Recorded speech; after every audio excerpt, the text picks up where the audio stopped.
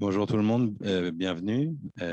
Merci de venir à ces rencontres professionnelles donc, qui sont organisées dans le cadre du projet In the Field porté par les ensembles de Point 2, dont je suis le directeur artistique. On en profite donc pour accueillir aussi ces rencontres professionnelles qui sont coportées par le réseau ACNUM.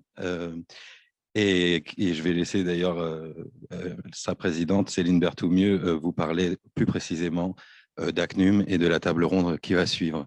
Merci beaucoup. Bonjour à toutes et à tous. Merci d'être là. Bonjour aux gens qui sont en ligne, donc qui sont là-haut. Hop, bonjour tout le monde. Donc j'ai mon cahier avec des notes prises parce que j'ai fait une promesse à Thomas qui anime la table ronde, c'est de ne pas parler plus de 5 minutes. Donc ça veut dire que j'ai besoin d'avoir comme ça les choses un peu écrites parce que sinon je suis capable de tenir 20 minutes sans problème. Juste vous dire 2-3 mots à partir d'ACNUM, en effet, qui co-organise cette journée avec les ensembles 2.2. Alors, ACNUM, c'est un réseau national qui a été créé officiellement il y a 2 ans, en mars 2020, juste avant le confinement. Mais en réalité, c'est un réseau qui prend sa source dans un regroupement d'acteurs dans la région Grand Est, dont un bon nombre d'entre eux sont ici. C'était une coalition qui s'appelait les Cousins du Grand Est. Donc, ACNUM, ça veut dire Arts hybrides et culture numérique, puisque l'idée pour nous, acteurs du réseau aujourd'hui, qui comprend 70 membres et plus de 120 artistes associés, était de nous regrouper autour de nos enjeux, des enjeux qui nous étaient communs, parce qu'évidemment, vous vous en doutez, quand on parle d'arts hybrides et de culture numérique, il y a en effet des enjeux de représentation, il y a des enjeux d'accompagnement des artistes, il y a des enjeux de légitimation sur les territoires. Donc, ACNUM s'est construit en effet à partir des Cousins du Grand Est, avec une idée et une manière de fonctionner en interrégionalité, c'est-à-dire qu'on part des besoins des écosystèmes sur les différents territoires et qui nous permettent de traiter également des enjeux nationaux. Ces enjeux nationaux, on les traite aussi parce que dès le début, le réseau ACNUM a été accompagné et aujourd'hui principalement financé par le ministère de la Culture, avec lequel on a une relation assez forte et avec lequel on partage les enjeux. C'est ACNUM, alors évidemment, je vous recommande, alors déjà pour ceux qui ne sont pas adhérents, bien évidemment d'adhérer, c'est la base. Et ensuite, je vous recommande aussi de venir, d'aller voir sur le site internet acnum.org, HACNUM.org, parce que vous allez avoir toutes les infos. Le site est vraiment extrêmement bien fait. Le travail est fait de manière importante. Donc, en fait, ACNUM, c'est finalement, c'est 3 pieds, 3 missions, 3 actes de travail. La boîte à outils, hein, que je ne vais pas détailler parce qu'elle est aujourd'hui assez importante. Quand je parle de boîte à outils, c'est un espace ressources. C'est aussi des logiques de mutualisation avec des outils, beaucoup d'outils en ligne, vous en doutez, qui sont à destination à la fois des artistes et à la fois des professionnels. Ça, vous avez toutes les infos sur le site. Il n'y a pas de problème. Il y a la question aussi, évidemment, du lobbying, hein, j'en parlais sur les questions de représentation. Un lobbying pour accompagner principalement encore aujourd'hui au sujet de la transformation numérique, les institutions et les collectivités. Je vais donner un tout petit exemple. Au-delà de la question du lobbying, l'accompagnement, on fait des formations à destination des agents des DRAC autour de la question de la transformation numérique. Et puis, par exemple, la semaine dernière, où il y a 10 jours, on était à Paris à aller rencontrer le CNC parce que le dispositif de financement de l'art numérique en France, principal, national, le DICREAM, est en train d'être réformé. Et donc, il s'agissait d'aller voir les gens du CNC pour s'assurer qu'il y ait quand même une continuité projet pour les artistes avec lesquels on travaille. Et puis, on a aussi un troisième axe de travail qu'on est en train de développer petit à petit cette année autour d'une logique de do tank, pour ne pas dire think tank, à partir duquel on va travailler, évidemment en relation et avec des membres du réseau en locomotive, autour de deux sujets qui nous tiennent à cœur, qui sont la question de la diversité et de l'éco-responsabilité. Donc, avant de passer la parole au plus vite, parce que je pense que j'ai déjà exposé mes 5 minutes, là, c'est ça, plus ou moins? Madame la Présidente, vous êtes encore très bien. Ça va encore? OK. Du coup, je voulais, avant de vous laisser la parole, remercier évidemment Julien et Salomé pour leur accueil et puis pour leur équipe et tout ça, et puis nous permettre à la fois de faire cette journée ici, puis d'avoir découvert hier le lieu de l'Arche, qui a un lieu complètement hallucinant, dont je ne soupçonnais pas l'ampleur. Donc, c'est un vrai bonheur d'être ici. Bon, alors, ils n'ont pas vraiment complètement adhéré, mais je ne repartirai pas sans mon chèque. Et puis, alors, évidemment, un grand merci aux ensembles 2.2, Gaëtan et son équipe. Gaëtan, c'est un des membres fondateurs d'Acnum.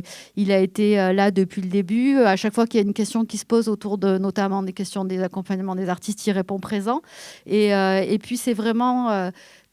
Merci beaucoup Gaëtan de nous avoir permis d'être là, que Acnum soit présent sur ces 2 jours, de découvrir à la fois le travail assez considérable que vous avez fait dans le cadre de H 2022, et puis de pouvoir avoir cette table ronde ce matin sur ce sujet de la conservation qui nous tient à cœur, et puis celle de cet après-midi. Ça s'est fait assez simplement cette journée, donc j'aime beaucoup quand ça se passe comme ça, quand les choses se font de façon presque en fait organique.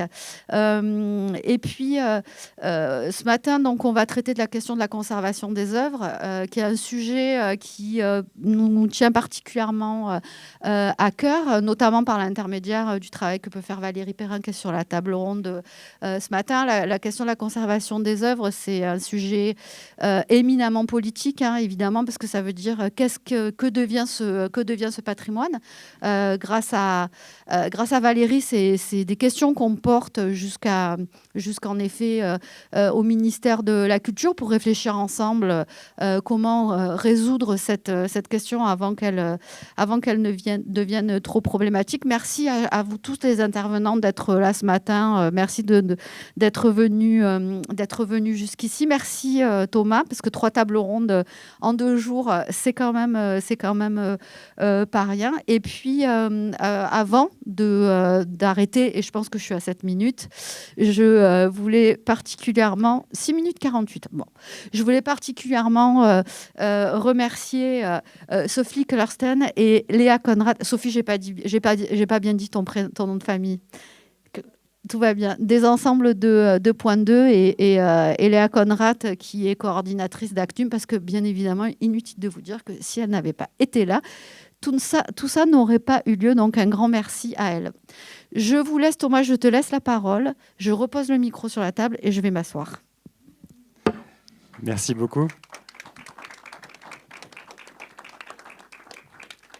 Alors, puisque tu as parlé de Léa qui s'occupe du live stream, je précise, on a nous des casques ici dans la salle. Donc, vous avez des boutons, vous pouvez passer d'un canal à l'autre pour avoir la traduction allemande et française, parce que la table ronde est franco-allemande aujourd'hui, franco-suisse même et allemande. Et sur Internet, il y a un bouton interprétation. Donc, il vous suffit de cliquer dessus et de choisir la langue dans laquelle vous voulez avoir la traduction. Voilà, c'est en bas à droite, interprétation. Du coup, je vais vous présenter les différentes structures et l'artiste présente aujourd'hui. Alors, tout à ma droite, Morgan Stricot et Mathieu Vlaminck du ZKM. À côté, c'est Tim Marty et Claudia Roch de la HEC à Bâle. Cécile Babiol, artiste, à ma gauche. Et ensuite, j'ai Sophie Monesi et Valérie Perrin de l'espace multimédia Gantner à Bourgogne. C'est pour ceux qui ne connaîtraient pas, au sud de Belfort. Voilà. On va commencer peut-être par faire une petite présentation de ces différentes structures. Alors, on a une française, une suisse et une allemande, donc c'est très bien. C'est des tailles très différentes. Donc, peut-être pour que les gens qui ne vous connaîtraient pas, alors le ZKM, il a ouvert en 97. C'est un projet qui datait de 89. C'est un très gros musée avec une grosse collection, de grands espaces, une école aussi. Je vous laisse me présenter un petit peu la taille et la structure du ZKM. Alors, le ZKM, c'est le Centre d'art et des technologies des médias en français. Et la traduction est... au-dessus de moi, vous avez le... On avait fait un PDF avec juste quelques images. Voilà. C'est pas grand-chose, c'est juste pour montrer le ZKM. Donc ouais, en effet, c'est pas que un musée en fait. Oui, c'est bien un centre d'art créé en 89, ouvert au public en 97 dans ce bâtiment, qui est un peu à l'image de Esch Belval. C'est une ancienne fabrique de munitions qui a été réhabilitée également. Donc ça nous permet d'avoir des très grands atriums avec des verrières, comme on peut voir là où il y a le nuage. Ça nous a permis de créer un nuage à l'intérieur, c'était dingue. Du coup, on a une collection de à peu près 9000 objets du XXe et du XXIe siècle. Parmi ces objets, on a à peu près 1000 œuvres qui sont nouveaux médias ou numériques. Et donc, on a de tout. On a de l'immersif, de l'interactif, du web art, du software art, de l'installation vidéo. Et en particulier, on a 200 œuvres software-based, donc je ne sais pas comment on pourrait dire en français, des œuvres logicielles, pour la plupart interactives. Et donc voilà, on a 200 œuvres à peu près aujourd'hui, avec une très grosse politique d'acquisition, donc ça évolue très vite. Et c'est qu'en 2017 qu'on a créé un vrai atelier de conservation d'art numérique. Et c'est à ce moment-là que Mathieu et moi, on est arrivés sur le site du ZKM. Voilà. Du coup, vous n'êtes que 2 à gérer cette collection-là? Non, on est 28. On est 2 à être conservateurs d'art numérique, mais en fait, un conservateur d'art numérique, ça sert à rien tout seul. Donc, on a 28 personnes, on a des IT, des ingénieurs informaticiens, on en a 2. On a 2 et demi, parce qu'on a un apprenti en électromécanique. Donc, on essaye de former aussi de jeunes à rester au ZKM pour faire ça. On a 7 techniciens de musée. On a des chercheurs, des archivistes, on a 2 ingénieurs, des techniciens de numérisation, des régisseuses. Je l'ai dit au féminin parce qu'il n'y en a que des filles. Et on est 4 restaurateurs et restauratrices, donc en art contemporain et en art numérique. Alors, le système allemand est très différent du système français pour les musées et les centres d'art. Est-ce que tu peux nous expliquer d'où vient le financement du ZKM? Le ZKM, c'est une association à but non lucratif, donc on n'a pas le droit de faire de bénéfices. Et on n'a pas le droit d'être un certain nombre aussi. Donc on est en dessous de 100. Il me semble que c'est le chiffre pour qu'on reste une association. Et on est financé premièrement par la ville, donc de Karlsruhe. C'est un musée municipal en fait. Et ensuite le Land Baden-Württemberg, mais le reste des financements, c'est souvent soit l'Europe, soit des demandes à des fondations ou sur des projets bien spécifiques, ce qui nous prend un temps énorme pour chaque projet de demander des financements. La part du mécénat est importante pour ce type d'œuvre ou pas? Pour la restauration, oui, ça commence à devenir une part importante. Parce que l'argent qui vient de l'État, c'est surtout pour les acquisitions, sans comprendre qu'après une acquisition, il y a encore plus d'argent qui va être mis en jeu pour les restaurer et du coup, en tout cas les maintenir en état de fonctionnement. Et du coup, on a beaucoup de budget pour acheter, mais pas beaucoup de budget pour les maintenir. Et c'est ça qui fait qu'on essaye d'avoir plus de financement maintenant. Tu saurais quantifier la part de l'un et de l'autre? Non, pas du tout. Pas du tout. On a une chef qui s'occupe de... Mais même pas un ordre d'idée? Est-ce que c'est 10% qui est consacré à la restauration et 90% du budget global? Ouais. Je ne connais pas le budget de notre département. Je sais qu'on peut faire 1 à 2 projets de restauration par an. Voilà. Ok, l'ordre d'idée, c'est ça. Voilà. Okay. Parce que ça coûte cher. Les ordres d'idées en restauration d'art numérique, on va vite autour de 20 000, 30 000 euros pour une œuvre. Donc, voilà.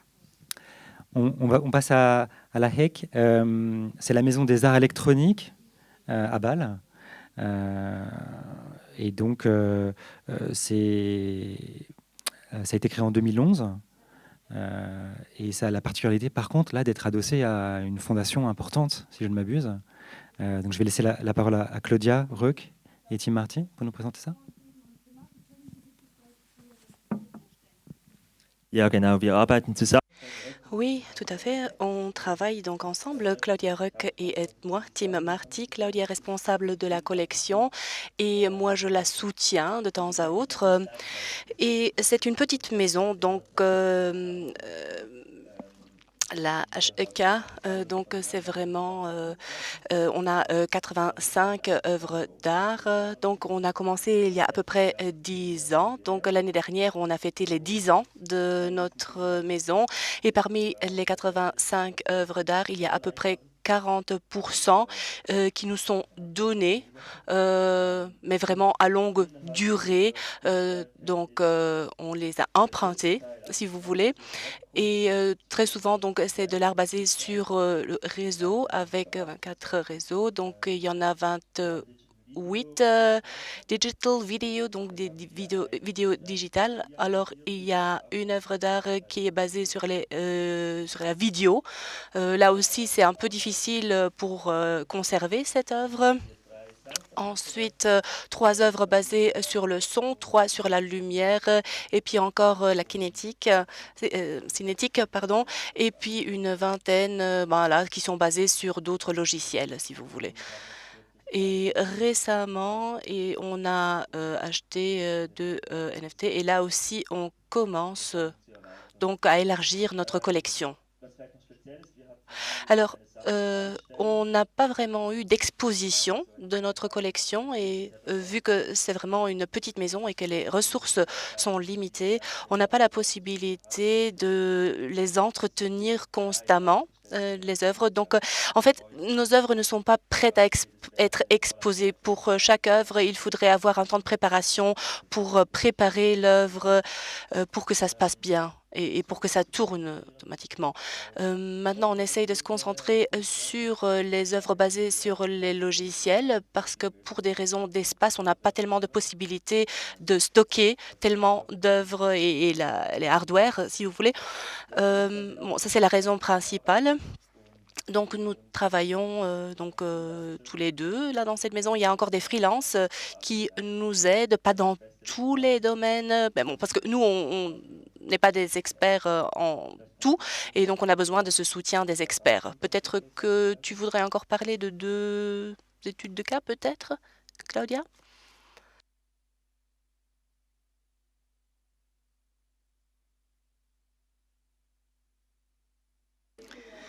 Oui, donc parallèlement aux travaux réguliers, on réalise une étude de cas chaque année où on regarde de plus près, donc plus en détail, une œuvre sur une question bien précise. Et je vais vous donner un seul exemple. Donc le premier que vous voyez ici, Conservation Case. Là, il s'agit d'une œuvre basée sur la réalité virtuelle avec un headset, avec un casque et des lunettes. Et on n'a pas de code QR et on a essayé d'exporter cette œuvre, donc d'en faire une vidéo 360 degrés. Pour en donner un exemple. Est-ce que ça veut dire que sur les 80 œuvres que vous possédez, la plupart ne sont pas activables en l'état? Elles demanderaient du temps et du travail pour pouvoir les présenter correctement?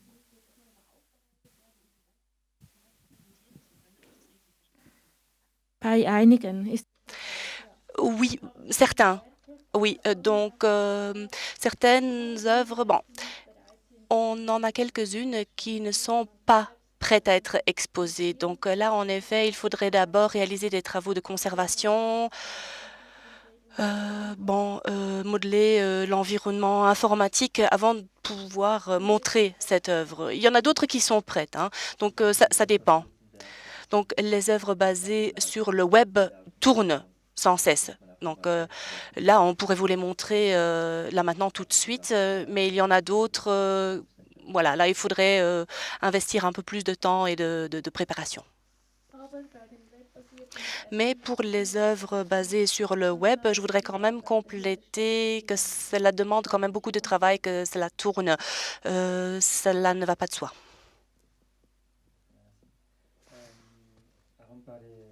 À Cécile Babiol, on va finir les structures. Valérie Perrin, du coup, l'espace multimédia Gantner, créé en 98, qui collectionne depuis 2004 et qui a eu le label Centre d'art contemporain en 2012, si je ne m'abuse. Alors, il a la particularité d'être dans un petit village de 1500 habitants. Alors, force ou problématique? Les deux. Oui, c'est un lieu qui est, alors, pour le coup, dans une ancienne ferme. Donc voilà, c'est quelque chose qui est très bien intégré dans le paysage bourguignais.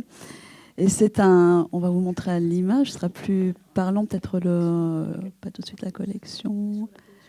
Donc c'est un lieu qui existe depuis 1998. La collection a commencé en 2004 et on remplit effectivement toutes les missions des centres d'art contemporains.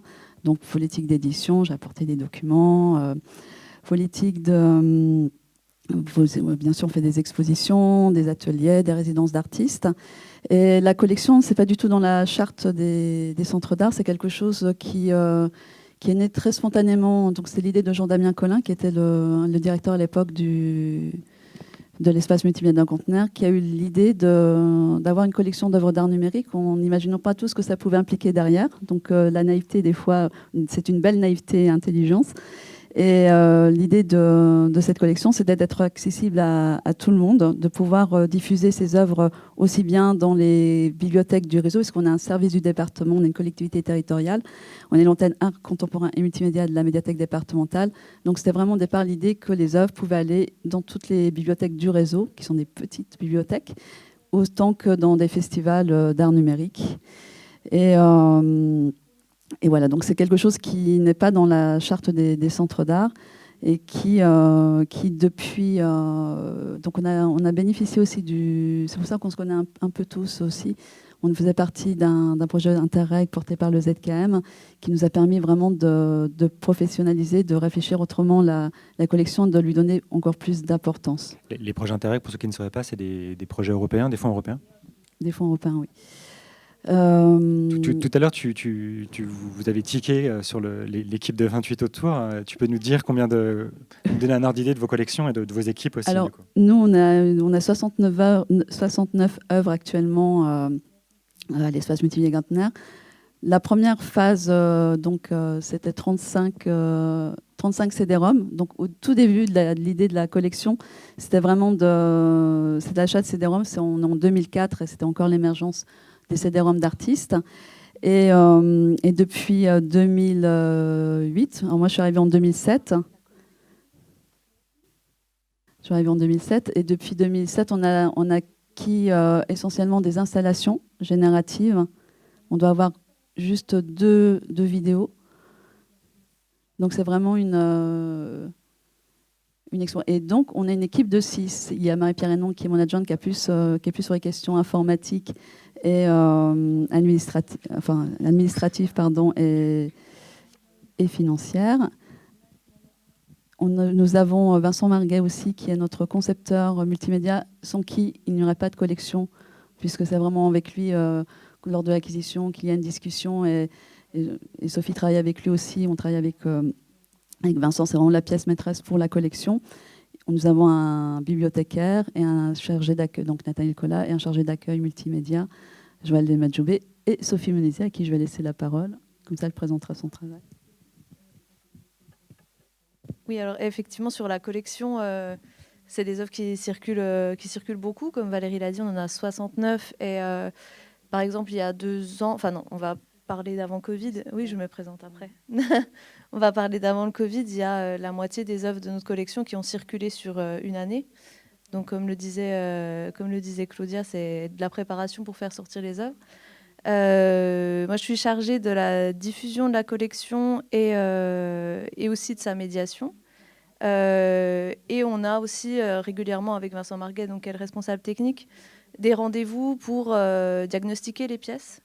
Donc on essaye de les diagnostiquer le plus régulièrement possible parce que ce qu'il faut savoir aussi, c'est que moi je suis aussi chargée des publics à l'espace multimédia Gantner, donc de l'action culturelle et de la médiation, des visites guidées, etc., des expositions.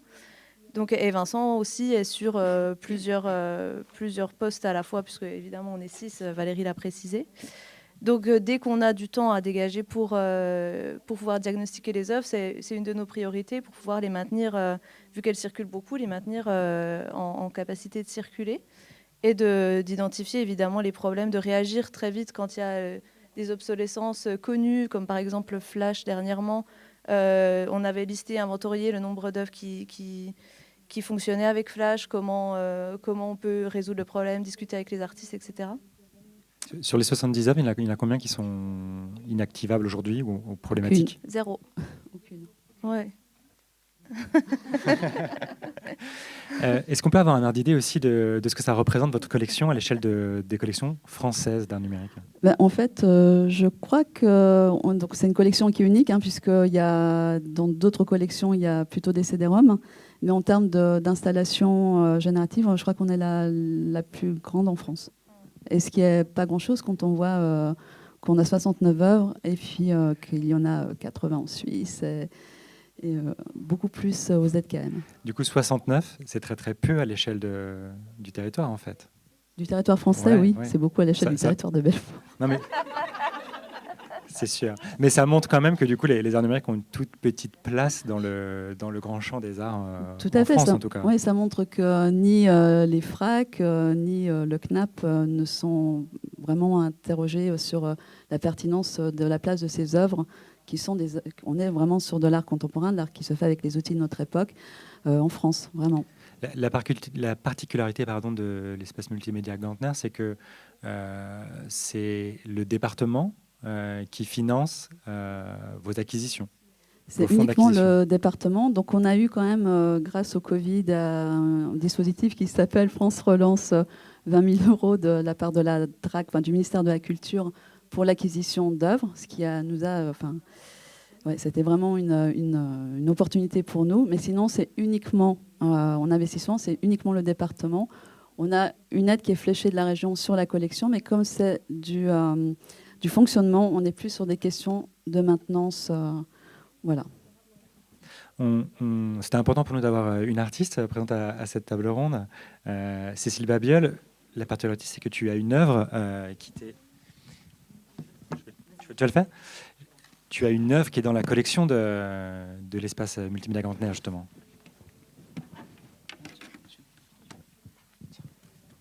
Oui. Attends. Je veux dire que tu fasses là. Oui, j'ai une œuvre qui a été acquise par l'espace multimédia Gantner qui s'appelle Bzit, le son de l'électricité. Je pense qu'on pourra peut-être en parler plus tard. Qui est donc à la fois maintenu et qui circule, ce qui pose des problèmes dont on pourra parler plus tard, parce que collectionner et en même temps exposer, ça pose des problèmes spécifiques, parce que les œuvres s'usent beaucoup à être montées, démontées, transportées surtout. Voilà. Donc là, par exemple, elle a été montrée tout récemment à Madrid, et j'ai constaté, parce que c'était moi qui étais allée la monter, qu'il y a des choses qui vieillissent et qu'il faut absolument réparer. C'est des petites choses, mais bon, il faut le faire avant que ça s'use trop et que ça soit plus montrable. On va d'ailleurs peut-être faire une petite réunion à ce sujet. Voilà. L'œuvre n'est encore pas rentrée. Voilà. Mais sinon, je sais pas, je me présente un petit peu parce que.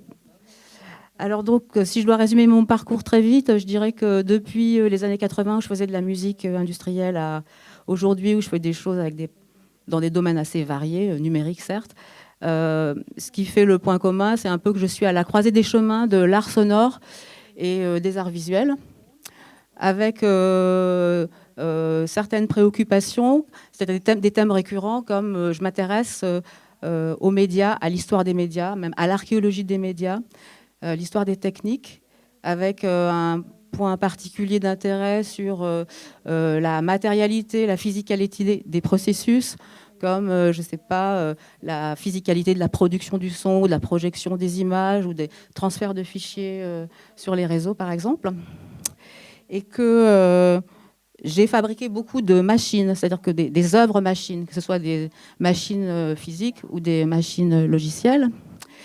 Et avec des exemples que je peux citer rapidement. Par exemple, j'ai un peu deux grands groupes d'œuvres. Soit ce sont des œuvres qui détournent des machines existantes, soit industrielles, soit domestiques, et puis qui les emmènent, qui les détournent vers le champ des arts plastiques ou de la musique. Par exemple, Xerox, qui est Xerox, faut descendre, ouais, encore.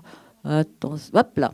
Voilà. Xerox, c'est une pièce qui transforme des photocopieurs, c'est-à-dire un instrument de reproduction de l'image, en instrument de production de musique. Je transforme des photocopieurs en instruments de musique et on fait des photocopies. Enfin, le public fait des photocopies. Il y a des petits micros à l'intérieur. Il y a un programme qui génère des petites compositions musicales après chaque photocopie. Voilà. Donc on pourra en parler. Ça, c'est une œuvre qui est complètement obsolète. On pourra en parler ultérieurement. Je savais en la faisant que je ne pourrais pas la remontrer beaucoup et qu'elle était vouée à disparaître à la fin de l'exposition. Mais je l'ai quand même montrée 2 fois. Ou d'autres du même genre, du genre Stitch and Glitch, qui est un peu la même chose, mais là, j'utilise des machines à coudre pour faire de la musique. Donc, je fais des concerts de machines à coudre, pareil, avec un programme qui retraite le son en direct. Ou bien, à l'inverse, un détournement, mais à l'envers. C'est-à-dire, j'utilise une technique d'aujourd'hui, la découpe laser, mais c'est gobo-goboé. Descends. C'est plus bas, encore. C'est tout rouge, tu vas voir. Hop là. Donc là, j'ai découpé à la découpeuse laser, donc une technique d'aujourd'hui, des petits carrés pour en faire des diapositives. C'est-à-dire que le détournement, il est vers d'aujourd'hui, de machines d'aujourd'hui à des objets complètement obsolètes, donc des diapositives que je diffuse avec des projecteurs de diapositives synchronisés. Donc là aussi, s'il n'y a pas de projecteur disponible, l'œuvre n'existe pas. Donc ça peut se faire que s'il y a un collectionneur dans le coin avec des projecteurs qui sont en état de marche, parce qu'il faut que ça... Voilà. Et alors, l'autre groupe d'œuvres que je fais aussi et que j'aime bien faire, ce sont un peu des chaînons manquants imaginaires entre 2 états de la technique. Par exemple, Bzit leçon d'électricité, c'est un bon exemple. C'est un chaînon manquant entre la synthèse sonore des années, la synthèse analogique des années 40, 50, 60, et puis la synthèse numérique d'aujourd'hui. Ou enfin un autre exemple, conversation au fil de l'eau, et puis après je m'arrête, qui est une espèce de proposition uchronique, c'est-à-dire une espèce de fausse archéologie des médias. Et si le réseau Internet marchait à l'eau? Donc là, on encode des messages en morse et ensuite, avec des petits paquets d'eau et d'air qui transportent ce morse d'un poste à l'autre et une pompe. Voilà, donc ça s'appelle conversation au fil de l'eau et ça aussi, ça marche plus vraiment. Est-ce que tu pourrais nous dire un peu ce que c'est la réalité d'une artiste numérique? C'est-à-dire, est-ce que tu exposes souvent? Est-ce que c'est plutôt dans des festivals ou dans des musées? Comment ça se passe pour toi? En fait, j'expose souvent dans des festivals, mais aussi dans des galeries et dans des musées. Mais je dirais que souvent, on me demande... des pièces anciennes, par exemple, Conversation au fil de l'eau ou Stitch and Glitch, et je leur dis, non, ça marche plus. Alors, soit vous avez de l'argent pour le restaurer, mais il n'y a jamais, parce que l'argent pour restaurer, c'est infiniment plus qu'un cachet d'artiste. C'est-à-dire que quand on me fait venir et qu'on me propose, je ne sais pas, 1 000 €, ça ne suffit absolument pas pour aller demander, pour aller rechiner des matériels d'époque ou des ordinateurs d'époque, demander à un développeur de passer 10 jours, 15 jours, 1 mois à refaire le programme. Donc voilà, oui. Donc je leur propose des nouvelles œuvres. Parce que j'imagine que les artistes qui sont encore en activité, en tout cas moi, j'ai toujours envie de montrer les dernières œuvres que j'ai faites, parce que je suis dedans, plutôt que des choses anciennes qu'en plus il faut réparer. D'où l'importance des collections. Du coup, on va switcher là-dessus. Quelles sont vos stratégies différentes aux uns et aux autres pour tenir compte de cette obsolescence? Alors, elle est programmée, mais elle est inévitable, liée aux technologies. C'est peut-être même accéléré avec les logiciels et l'importance de l'avancée technologique. Quelle stratégie vous mettez en place pour acheter vos collections, enfin pour nourrir vos collections, les augmenter, et du coup avoir cette discussion avec les artistes pour aussi repousser ce moment où vous devrez investir de l'argent que vous n'avez pas pour les rénover. Donc là, il y a deux questions, la question de l'acquisition et puis la question de la maintenance. Les questions de l'acquisition, elles se font avec beaucoup de contraintes. En tout cas pour nous, elles se font avec beaucoup de contraintes budgétaires, de stockage aussi, et puis de diffusion. En plus, bien sûr, ce qui prime, c'est la pertinence de l'œuvre par rapport à l'ensemble de la collection. Il y a tous ces paramètres dont on est obligé de tenir compte. Et par rapport à la maintenance des œuvres, là, c'est comme la plupart des œuvres sortent régulièrement, on les teste avant. Ça, c'est le travail que fait Sophie avec Vincent. Et Sophie parlait tout à l'heure, je lui laisse la parole, de diagnostic. Mais ça veut dire que vous faites les diagnostics avant l'acquisition, ou c'est-à-dire, est-ce que vraiment ce critère-là, par rapport à, je sais pas, quelqu'un qui achèterait de la photo ou des tableaux, est-ce que vous, ce critère-là de l'obsolescence à venir est un vrai critère impactant? Oui, il prévaut, c'est-à-dire qu'avec ce qu'a mis à jour le projet Interreg avec le ZKM, c'était vraiment ces questions de conservation, puisque, comme je vous l'ai expliqué tout à l'heure, la première phase de la collection d'espaces Gantner sont des CD-ROM. C'est très simple d'acheter des CD-ROM. Après, on ne se posait pas la question trop si on se la posait, mais de façon très, très modeste, la question de l'obsolescence, puisqu'on n'avait encore pas trop les problèmes en tête, et ils n'étaient pas non plus actuels. Avec l'achat d'œuvres génératives, il y a 1 milliard de questions qui se posent. Et effectivement, le choix de l'œuvre, ce que l'on va acheter aussi, parce que c'est très variable. On n'a pas un calque qu'on peut mettre pour l'acquisition d'une œuvre à l'autre. C'est très différent d'une œuvre à l'autre. À chaque fois, c'est des discussions très précises avec l'artiste et son développeur, quand il y a un développeur. Donc avec Vincent Marguet, donc, qui est notre concepteur multimédia, qui lui, on va voir jusqu'où on peut aller dans l'achat de l'œuvre. Et c'est quelque chose qui est hyper important, en tout cas pour la collection d'Espace Gantner, qui décide si oui ou non on ira jusqu'à acheter l'œuvre ou pas, quoi. Si on voit qu'il y a un souci d'obsolescence très, très, très proche, on n'achètera pas. Les uns les autres? À la HEC?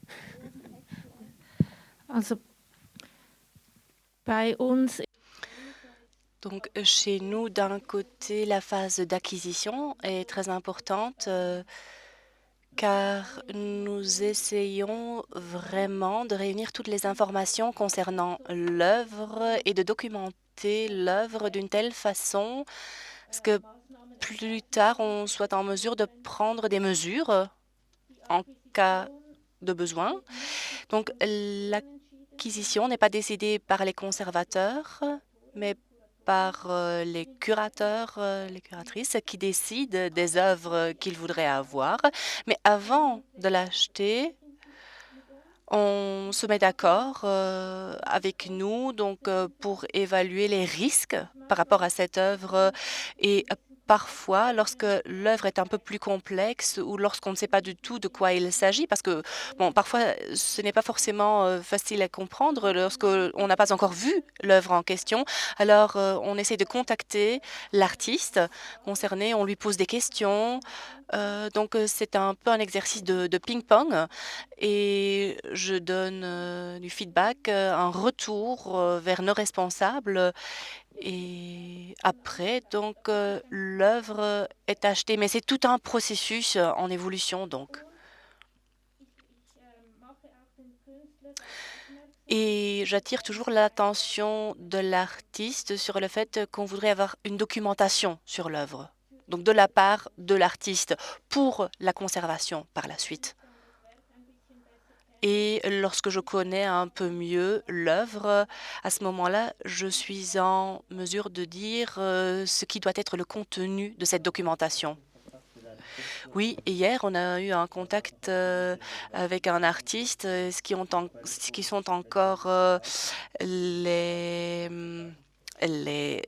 Ce qui est important, c'est d'avoir un code source. Bon, ce n'est pas toujours possible parce que très souvent, on procède à un outsourcing et généralement, quand même, les artistes ont un intérêt à faire conserver cette œuvre. Cela leur facilite le travail quand c'est bien documenté. Et puis, voilà, les pièces de rechange, par exemple, pour les hardware, bon, généralement, on essaye d'acheter en même temps les pièces de rechange tant que ces pièces sont encore disponibles, qu'on peut encore les trouver. Donc, déjà dans la phase d'acquisition. Et ce qu'on essaye également, tu l'as déjà évoqué brièvement, que peut-on faire pour repousser la problématique, pour éviter des problèmes aussi longtemps que possible. Donc, on essaie de travailler de manière prophylatique. Donc, pour l'étude de cas, par exemple, dont tu as parlé, on n'essaye pas seulement de conserver l'œuvre dans son état actuel, même si cette œuvre fonctionne encore à l'heure actuelle, mais on essaye déjà maintenant de voir si jamais un jour cela ne fonctionne plus, comment est-ce qu'on pourrait le remanier pour avoir un état qui est quand même relativement proche de l'original. Donc voilà, on produit des vidéos 360 degrés pour avoir quand même une expérience vivante. Donc on peut avoir un aperçu de tous les angles, mais ce n'est plus l'œuvre originale, mais quand même quelque chose de très proche. Et si vraiment un jour ça ne fonctionnerait plus, bon, on aurait quand même plus de problèmes. Donc on essaye vraiment de préparer cette conservation et ce remaniement. On a exactement la même façon de procéder que Claudia et Tim. De toute façon, on a été beaucoup inspirés par vous, de toute façon. Le ZKM, une autre particularité, c'est qu'on a eu une politique, et on a toujours une politique d'acquisition hyper folle, c'est-à-dire qu'on a beaucoup d'acquisitions. C'est un problème de riche, on va dire. Mais en fait, une grosse partie de notre collection a été acquise dans les années 90. Et à l'époque, il n'y avait aucun standard pour les acquisitions. Et du coup, à l'heure actuelle, puisque je suis celle qui m'occupe de la pré-acquisition et l'acquisition, c'est que je fais des acquisitions à rebours des années 90, où j'essaye de recontacter les artistes, recommencer, juste faire la documentation. Et peut-être la grosse différence qu'il y a, c'est qu'on a un très grand workshop, un très grand atelier. Et du coup, on fait des Testaufbau, des montages tests pour tester le matériel, tester l'œuvre dans son ensemble. Et donc, on fait ça sur les anciennes œuvres. Et en même temps, la politique d'acquisition du ZKM continue. Donc, on continue à tester les œuvres qui arrivent.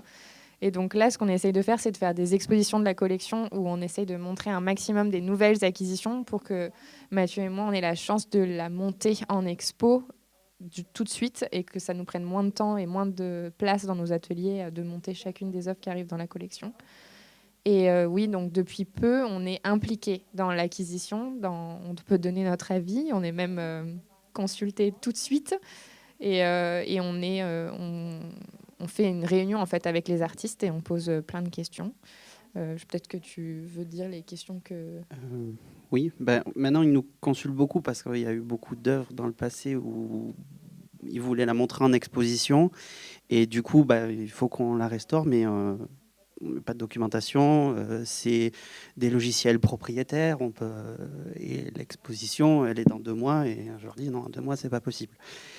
Donc maintenant, on anticipe ça et les premières questions qu'on pose, oui, c'est comme vous, c'est est-ce qu'il y a le code source, comment ça fonctionne, vraiment tous les détails possibles qui soient sur le matériel ou le logiciel, et le logiciel, pas où.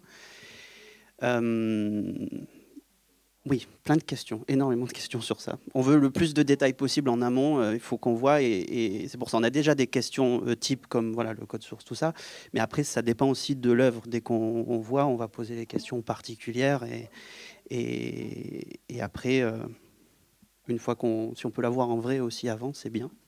Et on essaie de tout de suite être en contact avec les artistes parce que les curateurs, souvent, ils nous envoient une photo, une description du concept de l'œuvre, de ce que ça veut dire. Et en description, c'est ordinateur et logiciel. Donc, souvent, on contacte les artistes ou les programmeurs qui ont travaillé avec eux pour avoir plus de détails, pour savoir ce qu'on peut faire avec par la suite. Si c'est open source, c'est facile pour nous, mais si ça ne l'est pas, c'est quoi la suite, comment on fait, voilà. Il y a eu une accélération avec vous parlez de logiciels propriétaires, le fait que ça s'arrête, qu'on ne puisse pas redemander, que les systèmes d'exploitation avancent et deviennent obsolètes pour certains fichiers, formats, etc. Comment vous faites de l'acquisition d'anciennes machines que vous laissez dans un coin, que vous débranchez d'Internet, comment vous faites? Ou est-ce que vous allez plus loin que ça et vous devez recoder, reprogrammer, retravailler l'œuvre? On va vous montrer 3 études de cas qu'on a en ce moment. Ça va être très pessimiste, j'en suis désolée. Mais on avance, on fait des progrès. Ouais, je présente l'œuvre, puis tu présentes ton... Parce que du coup, c'est Mathieu qui travaille à la programmation. Pour juste les profils, moi, je suis conservatrice d'art numérique spécialisée en acquisition sur les software base. Et Mathieu, il a fait une école de musique, une école d'informatique et une école d'art. Et il est autodidacte en informatique. Et du coup, c'est lui qui fait toute la partie Je m'ennuie vite, en fait. Ouais. C'est bien. Au ZKM, du coup, on ne s'ennuie pas du tout. C'est très bien. Donc, je vais juste présenter très vite. Donc, cette œuvre, elle s'appelle Touch Me de Alba d'Urbano. Elle a été faite en 1995. C'est une œuvre qu'on voit avec un écran tactile qui est un écran cathodique. Donc, c'est avec une surface qui est posée sur l'écran cathodique et avec du hardware attaché derrière. Donc, c'est hardware et software, la technique du touchscreen sur écran cathodique. Ça fonctionne sur un Pentium. C'était sur 95. Oui, c'est un vieil ordinateur Pentium sur Windows 95. Voilà. Et ça fonctionne donc avec une carte graphique très spécifique pour faire l'acquisition vidéo, parce que du coup, il y a une caméra qui filme les gens. Et quand ils touchent à certains endroits du visage de l'artiste, cette partie-là se devient transparente. Et c'est la personne qui est en face de l'œuvre qui apparaît dans le visage de l'artiste, comme on voit sur la photo de droite. Oui, droite. Et donc, on a un mélange hardware et software qui est très compact. Et ça fonctionne avec Macromedia Director. Donc, le logiciel, je vais laisser Mathieu expliquer la suite. Macromedia. Il y a un deuxième... On précise Macromedia Director parce que ça avait été en plus racheté après par Adobe. Et déjà, c'est un logiciel propriétaire, donc ça commence bien. Et c'était à une époque, oui, où la caméra, pour utiliser les fonds bleus, on avait une carte d'acquisition spécifique qui faisait le traitement pour effacer le fond bleu et pouvoir mettre les gens, tout ça. Donc c'est compact et complexe comme œuvre. Et le problème, c'est qu'en plein milieu de l'exposition, l'écran nous a lâchés. Ça faisait complètement l'affichage, c'était l'écran cathodique. Donc, qu'est-ce qu'on fait dans ces cas-là? Parce qu'on n'a pas de pièce de rechange. Il faut savoir qu'un écran cathodique tactile, on a la première politique qu'on a pour les pièces comme ça, pour les anciennes œuvres. Notre meilleur ami, c'est eBay. Mais là, il ne nous a pas aidés du tout. Je vais juste faire une précision. On a un atelier de restauration de tubes cathodiques au ZKM. Ouais. C'est important puisqu'on est l'un des derniers en Europe. Et il a essayé de voir comment réparer celui-là. Mais en fait, tout est très collé. La surface tactile, le verre de l'écran, tout est collé. La dalle tactile ça casserait tout et le verre de l'écran. Donc en fait, c'est tout en un. Donc si ça tombe en panne, c'est irréparable. On ne peut même pas prendre des pièces d'autres écrans cathodiques. C'est même pas compatible. Pourtant, c'est un Philips, l'écran. Donc c'était une marque, c'était pas obscur comme marque. Mais voilà. Et du coup, qu'est-ce qu'on fait dans ces cas-là? La première chose qu'on s'est dit, du coup, c'est de prendre notre écran de la même taille, mais ce sera un écran LCD. Du 4/3, voilà. N'oublions pas. Aujourd'hui, la norme, c'est plus le 16/9 et ça tend même vers des écrans de plus en plus larges. Et donc déjà, trouver un écran tactile 4/3, c'était pas très très facile, mais on en a trouvé un. On l'a reçu et le problème, c'est que le tactile fonctionnait avec de l'USB. L'USB n'existait pas en 1995, donc impossible de brancher l'écran. Donc on s'est dit qu'on allait mettre à jour un peu le système d'exploitation vers quelque chose d'un peu plus récent, parce que l'avantage, c'est que le logiciel, l'œuvre sur Director, il a quand même évolué, donc on pouvait faire ça.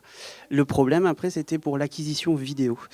La carte vidéo d'acquisition utilise un format c'est un format physique, en fait, qui était plus compatible. Elle était plus reconnue par les systèmes d'exploitation un peu plus modernes. Je suis allé jusqu'à Windows XP. C'était voilà, et déjà, rien que là, ça ne fonctionnait plus. Et on est en 2001 à ce moment-là. Donc, je me retrouvais avec deux problématiques. Soit j'arrive à faire fonctionner l'écran tactile, mais on n'a plus la caméra qui fonctionne, soit l'inverse. Et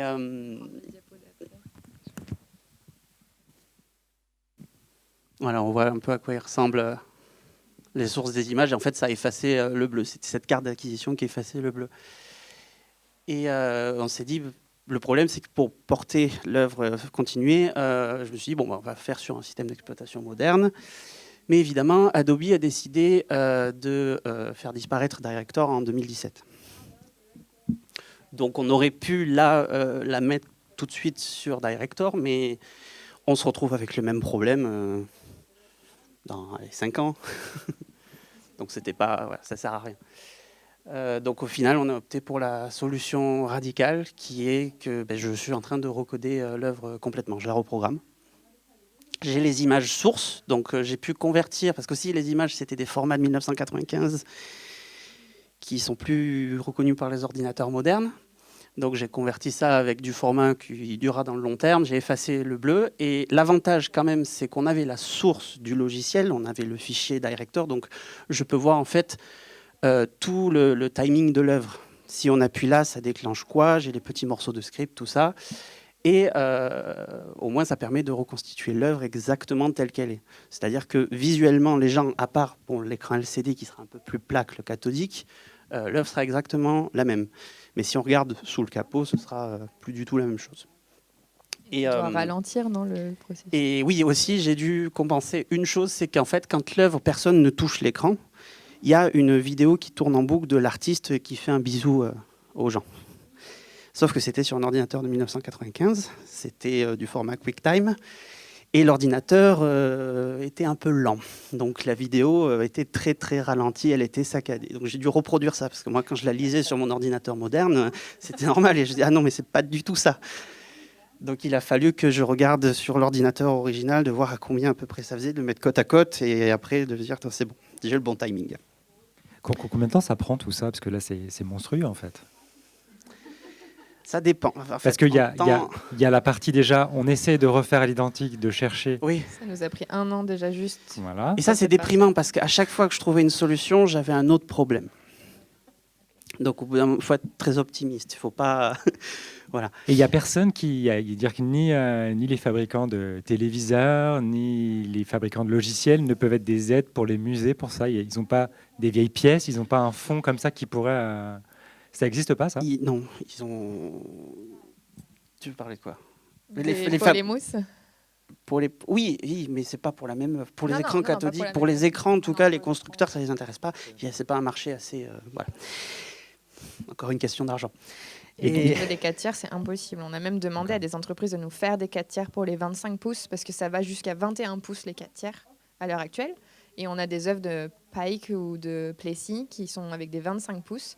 Et ils ne peuvent pas produire pour nous, en si petite quantité, des 25 pouces en 4 tiers. Et on s'était dit, même si on fait avec tous les musées du monde, on fait une coalition pour en faire 5000, et c'est toujours pas assez de masse pour en produire en 4 tiers 25 pouces. Et c'est là qu'on voit que la restauration quand même coûte cher, parce que même l'écran qu'on a trouvé, le format, on l'a payé quand même assez cher. Et en temps de codage pour toi, du coup, parce que tu deviens quasiment presque l'artiste. Coder, c'est quand même un langage, c'est quand même... je suis encore... Et en plus, je suis allé... j'aime faire les choses compliquées.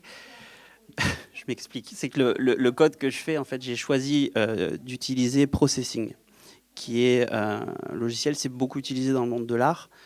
Et j'ai utilisé ça parce qu'en fait, j'ai récupéré le logiciel et son code source avec... Comme ça, j'ai les sources d'absolument tout. Sauf que je l'ai un peu utilisé à l'école d'art légèrement, donc j'apprends en même temps que je le fais. moi j'aime bien. Mais voilà.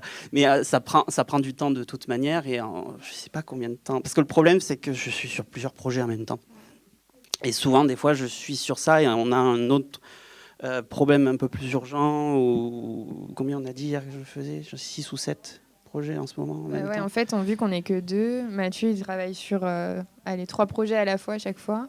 Plus on doit faire de la maintenance en exposition pour certaines œuvres de la collection. Plus on doit gérer les acquisitions, les tests de montage. Et donc, en fait, j'essaye un maximum d'aménager notre emploi du temps pour que Mathieu, des fois, il ait 1 ou 2 semaines de suite pour se concentrer. Parce que, en fait, coder, c'est pas 2 heures par-ci, puis je refais autre chose.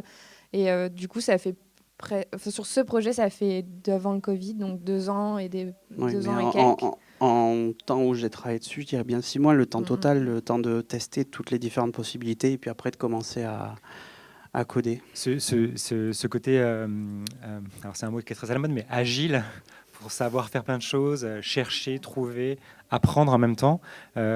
Ça me fait me poser la question de comment vous êtes formé à cette question de la restauration. Est-ce que ça existe, les formations spécifiques, lesquelles, et du coup, comment on apprend ça? Nous, on vient tous les deux d'Avignon, de l'école d'art d'Avignon. Le département de conservation de l'art numérique, il a fermé juste après qu'on ait quitté l'école. En 2015, 2017. Non. 2017. 2017. J'ai eu mon diplôme en juin 2017. Ouais, ça a fermé, une année après. Politique culturelle, j'irai pas plus loin. Du coup, ils ont fermé le département, ils ont fermé toute la recherche en art numérique, en archéologie des médias.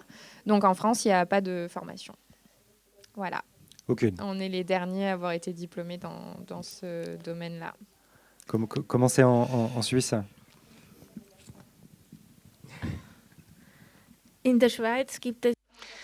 En Suisse, il y a la Haute École des Arts, Hochschule der Kunst, des études en conservation. Et là, on a plusieurs spécialisations, dont une appelée Modern Material and Media. Donc, c'est de l'art contemporain avec des matériaux d'art et l'art médiatique. Et j'ai commencé ces études il y a 8 ans ou 10 ans. Et à l'époque, c'était surtout axé sur les vidéos, la numérisation de vidéos, la conservation de vidéos, la numérisation de films. Mais entre-temps, l'art basé sur les logiciels a pris de l'ampleur et je suppose qu'on l'a intégré dans le cursus, mais c'est quand même une toute petite partie, il faut le savoir. Et généralement, les conservateurs ne sont pas des informaticiens, tout comme moi, je ne le suis pas non plus.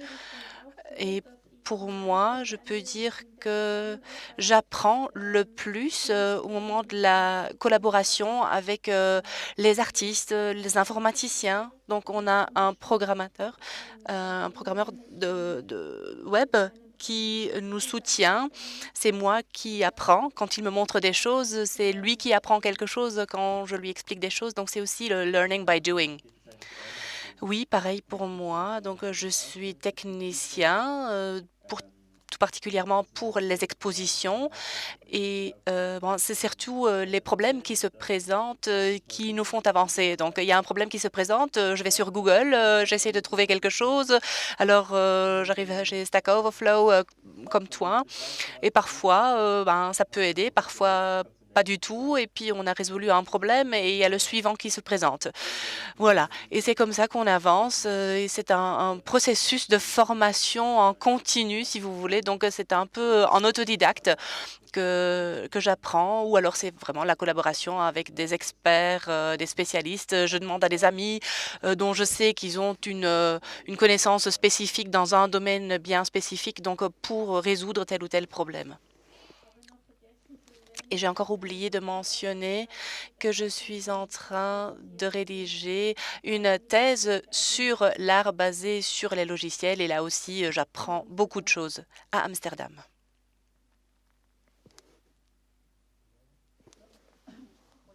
Je vais essayer Sophie présentait un peu sa formation et nous, ça tient vraiment à la présence de Vincent Marguet, encore une fois, d'avoir un informaticien à la maison, enfin voilà, à l'espace Gantner. Et voilà, on est tous très complémentaires. Et Sophie fait vraiment le lien entre Vincent et moi. Oui, c'est ça, c'est vraiment un travail d'équipe et les uns sans les autres, ça ne peut pas fonctionner. Vincent, on a la chance qu'il soit diplômé d'un diplôme technique, mais ancien. Parce que Vincent, il a 45 ans. Et donc, il est sorti de l'école il y a assez longtemps. Donc, il a appris l'informatique avec Director, avec tous ces logiciels-là. Donc, il continue évidemment, comme vous tous, de progresser au fur et à mesure et de se mettre à jour sur les nouvelles techniques. Mais il a cette base de la programmation à l'ancienne qui fait que les œuvres qu'on a plus anciennes, il les maîtrise très bien et il a tout de suite pu faire des émulations, des choses comme ça dès le début des acquisitions. Et moi, j'ai une formation en lettres, en sciences du langage, et qui m'a donc à la base pas du tout centrée sur l'informatique. Mais dans cette formation, il y avait de la linguistique computationnelle, des choses comme ça. Et après, j'ai voulu faire une formation plus technique. Donc, ce qui fait que quand Vincent me parle, je comprends. Donc, moi, j'ai un master en multimédia, plus la fac de lettres. Donc, je comprends ce qu'il veut dire. Je suis incapable de coder. Ou alors des petites choses, si je m'y mettais, évidemment que je saurais réussir à bidouiller des petites choses, mais pas du tout de l'ampleur de ce qui doit être fait pour les œuvres. Et donc, effectivement, ensemble, on arrive à lui comprendre la machine, moi traduire ce qu'il comprend de la machine, et puis à faire évoluer les œuvres comme ça. Alors, juste une petite chose, nous, on est souvent sollicités pour des stages.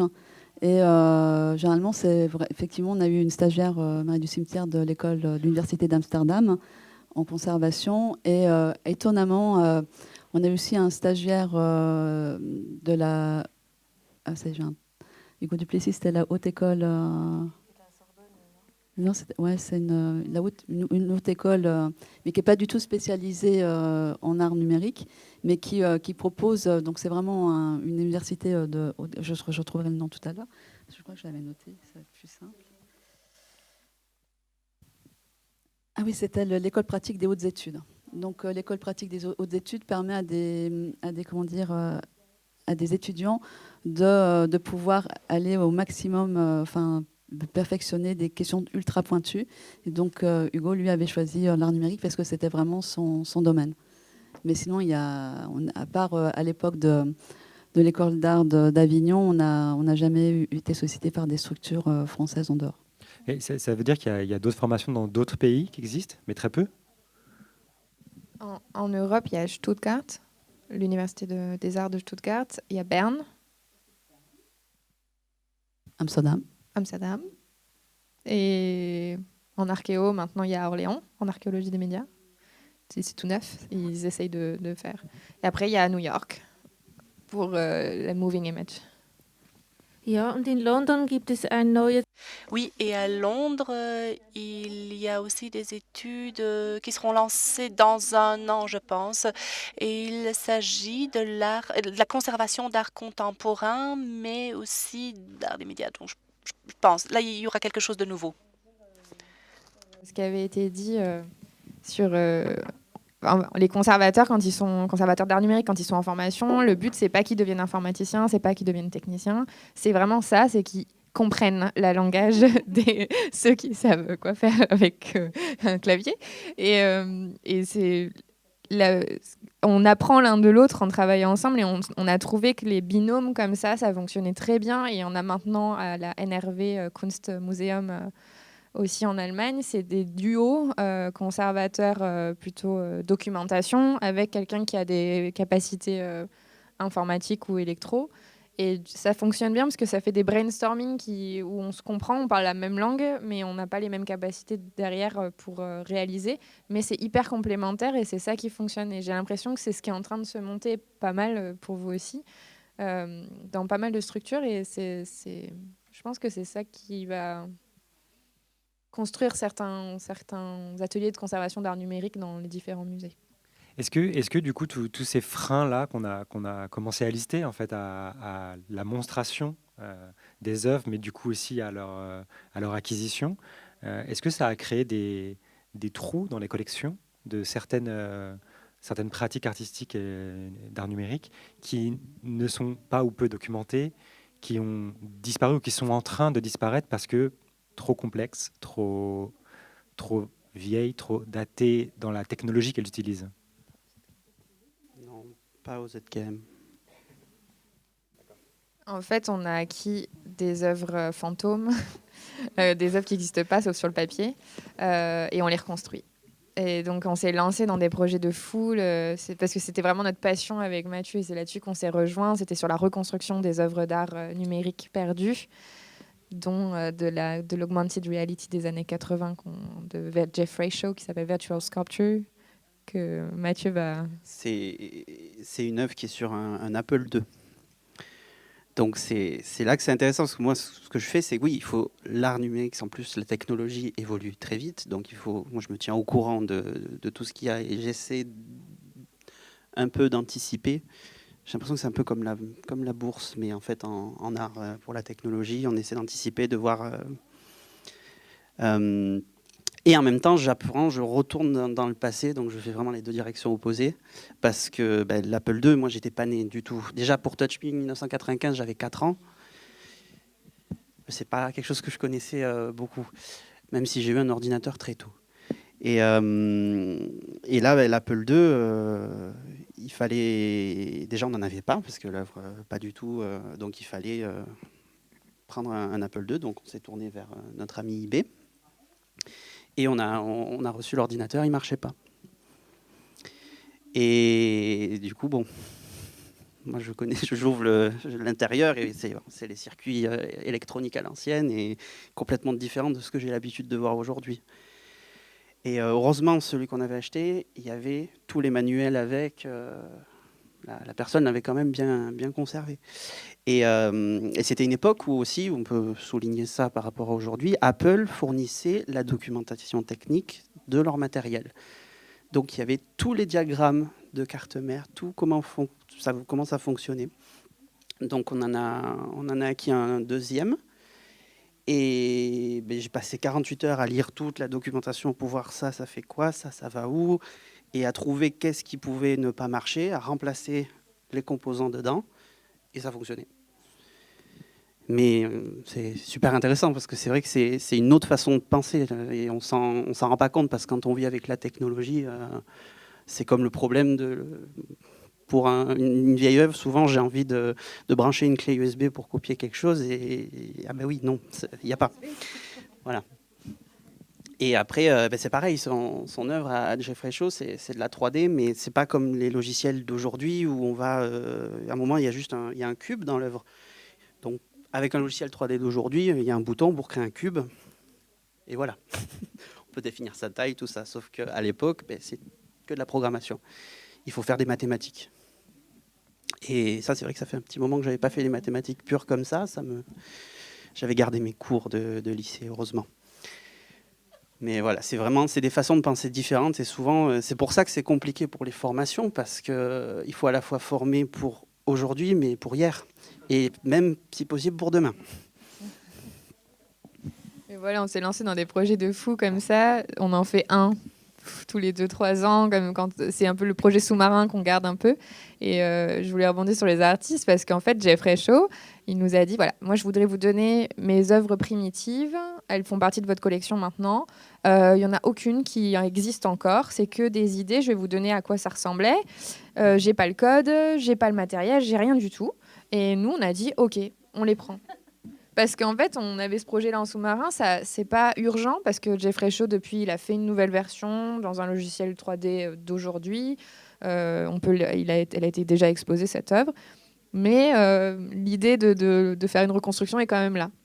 Et on a beaucoup d'acquisitions comme ça où on achète juste des idées et les artistes souvent nous fournissent une version déjà migrée ou déjà reconstruite où on se lance dans la reconstruction avec le matériel d'origine parce que c'est juste trop bien au niveau de la connaissance de se réapproprier tout ça. Ça nous permet d'apprendre aussi parce voilà. que pour les autres œuvres qu'on a déjà qui ne fonctionnent pas et on ne connaît pas, là au lieu d'essayer de mettre les mains dans quelque chose qu'on ne connaît pas, on crée quelque chose et on apprend au fur et à mesure et après on peut se concentrer sur le projet.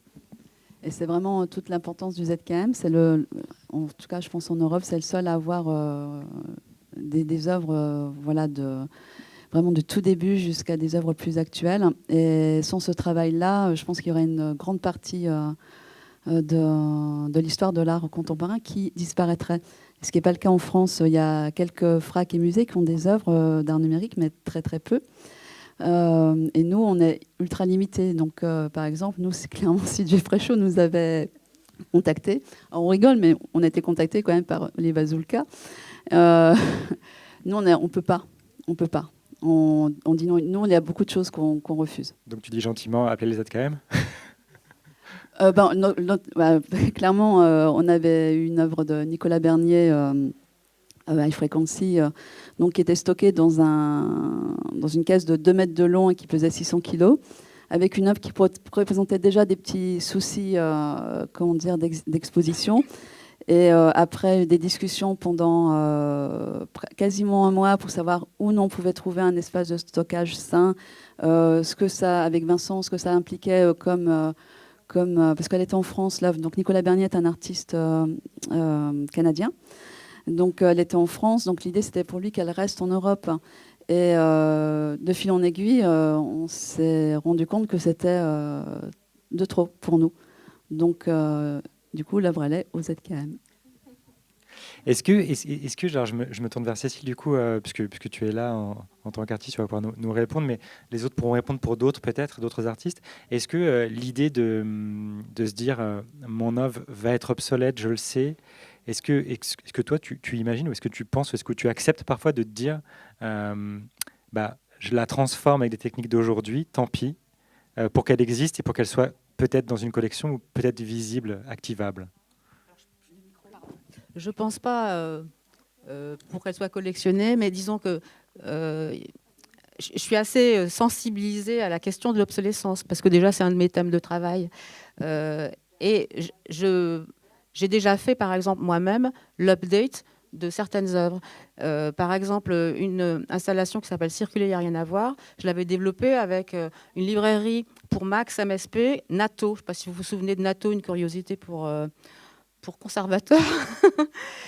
J'avais fait l'œuvre en 2001 et à la fin de l'année 2001, NATO n'était plus développé, était abandonné. Donc j'ai déjà transformé, j'ai reprogrammé ça avec Jitter, la nouvelle librairie de Max MSP.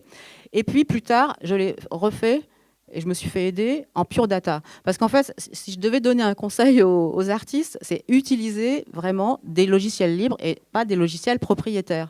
Parce qu'ensuite, comme l'a très bien dit Mathieu, les logiciels propriétaires, une fois qu'ils sont obsolètes, c'est très difficile de s'y retrouver. Alors que les logiciels libres, il y a une continuité, il y a une communauté, et donc on peut arriver à les réparer plus facilement. En plus que c'est plus éthique, donc ça n'a que des avantages.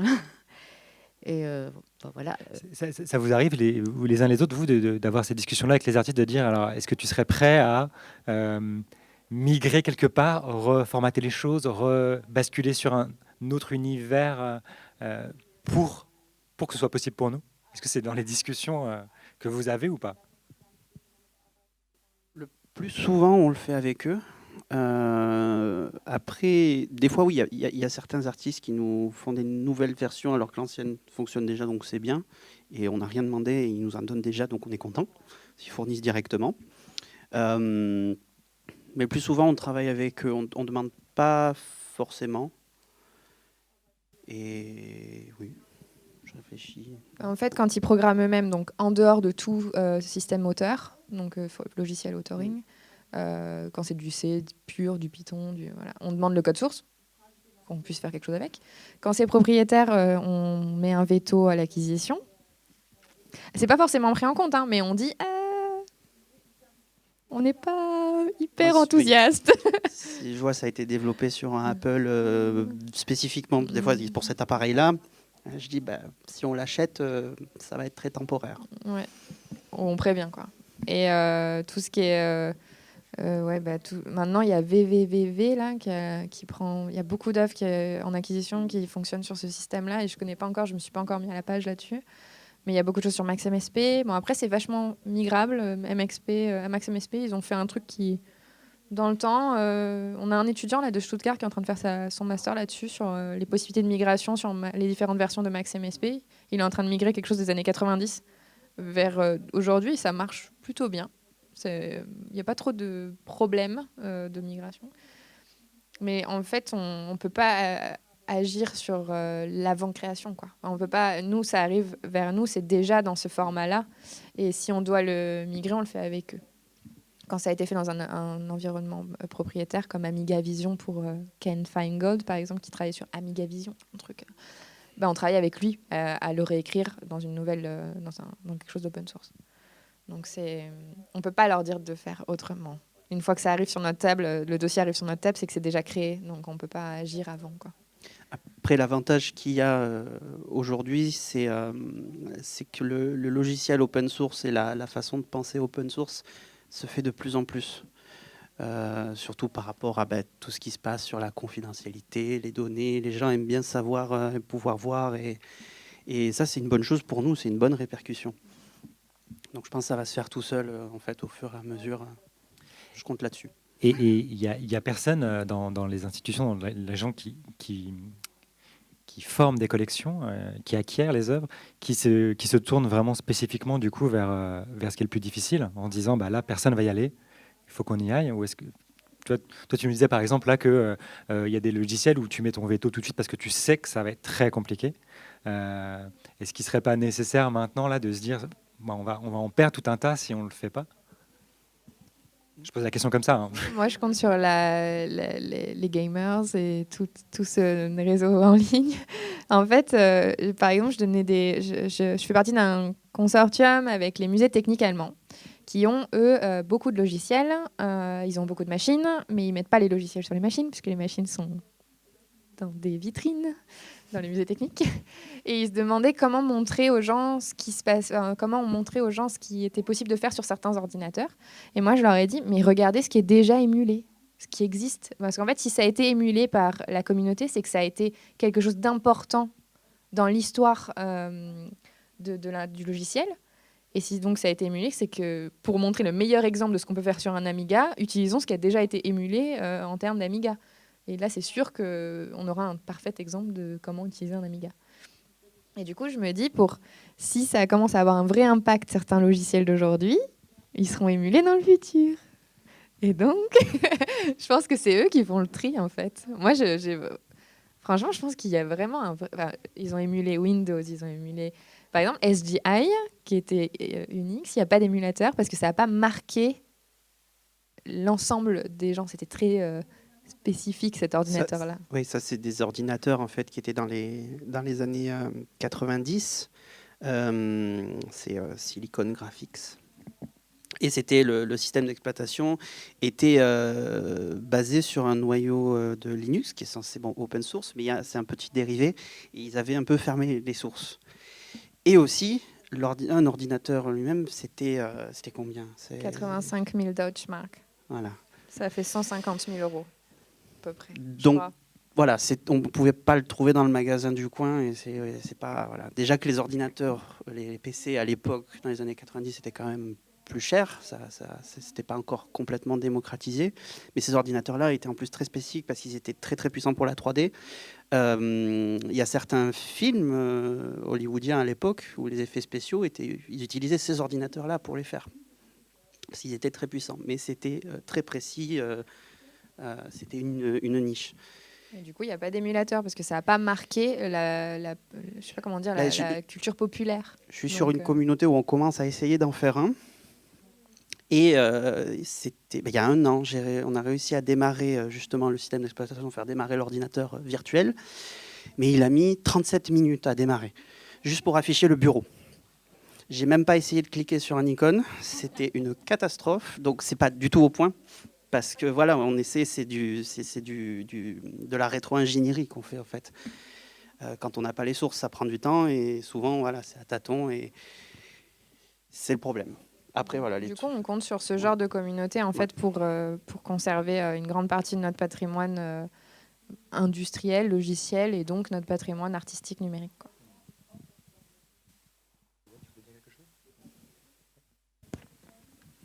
Ja, ich würde gerne etwas ergänzen. Oui, pour compléter, donc nous sommes une petite maison et nous n'avons pas ces capacités-là pour réaliser de grands projets de rétro-engineering. Et donc, notre stratégie est quelque peu différente. Donc, au moment de l'acquisition, nous sommes très précis, nous demandons des informations très détaillées. Donc, nous n'avons pas des œuvres comme vous parce que vous avez une histoire beaucoup plus longue avec des œuvres beaucoup plus anciennes. C'est différent. Nous, par contre, on essaye d'avoir déjà une stratégie de documentation comme partie de la stratégie de conservation. Donc, lorsqu'on a un site web, par exemple, qui utilise un service web qui n'existe plus, alors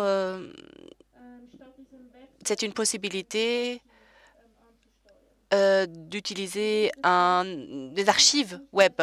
Alors, l'œuvre n'est peut-être plus fonctionnelle à 100%, mais qu'en partie. Et pourtant, on pourrait l'exposer. Donc, et il y a différentes possibilités où on peut avoir une combinaison entre une œuvre qui ne fonctionne plus à 100% et une documentation qui est bien faite. Donc, vraiment miser sur cette combinaison. Et il pourrait être intéressant également de documenter cette œuvre dans le sens où on explique donc si l'œuvre a 20 ans, par exemple, donc quelles étaient les technologies de l'époque, donc quelles étaient les technologies utilisées à l'époque et pourquoi l'œuvre ne fonctionne plus maintenant, parce que la plupart des personnes ont tendance à l'oublier très très vite. Donc au bout de 2 ans, on ne sait même plus comment le web se présentait il y a 2 ans, par exemple. Et donc je pense que c'est très intéressant pour une telle œuvre d'expliquer, de bien expliquer cela. Pas toujours, mais il y a des cas où une stratégie combinée pourrait s'avérer intéressante.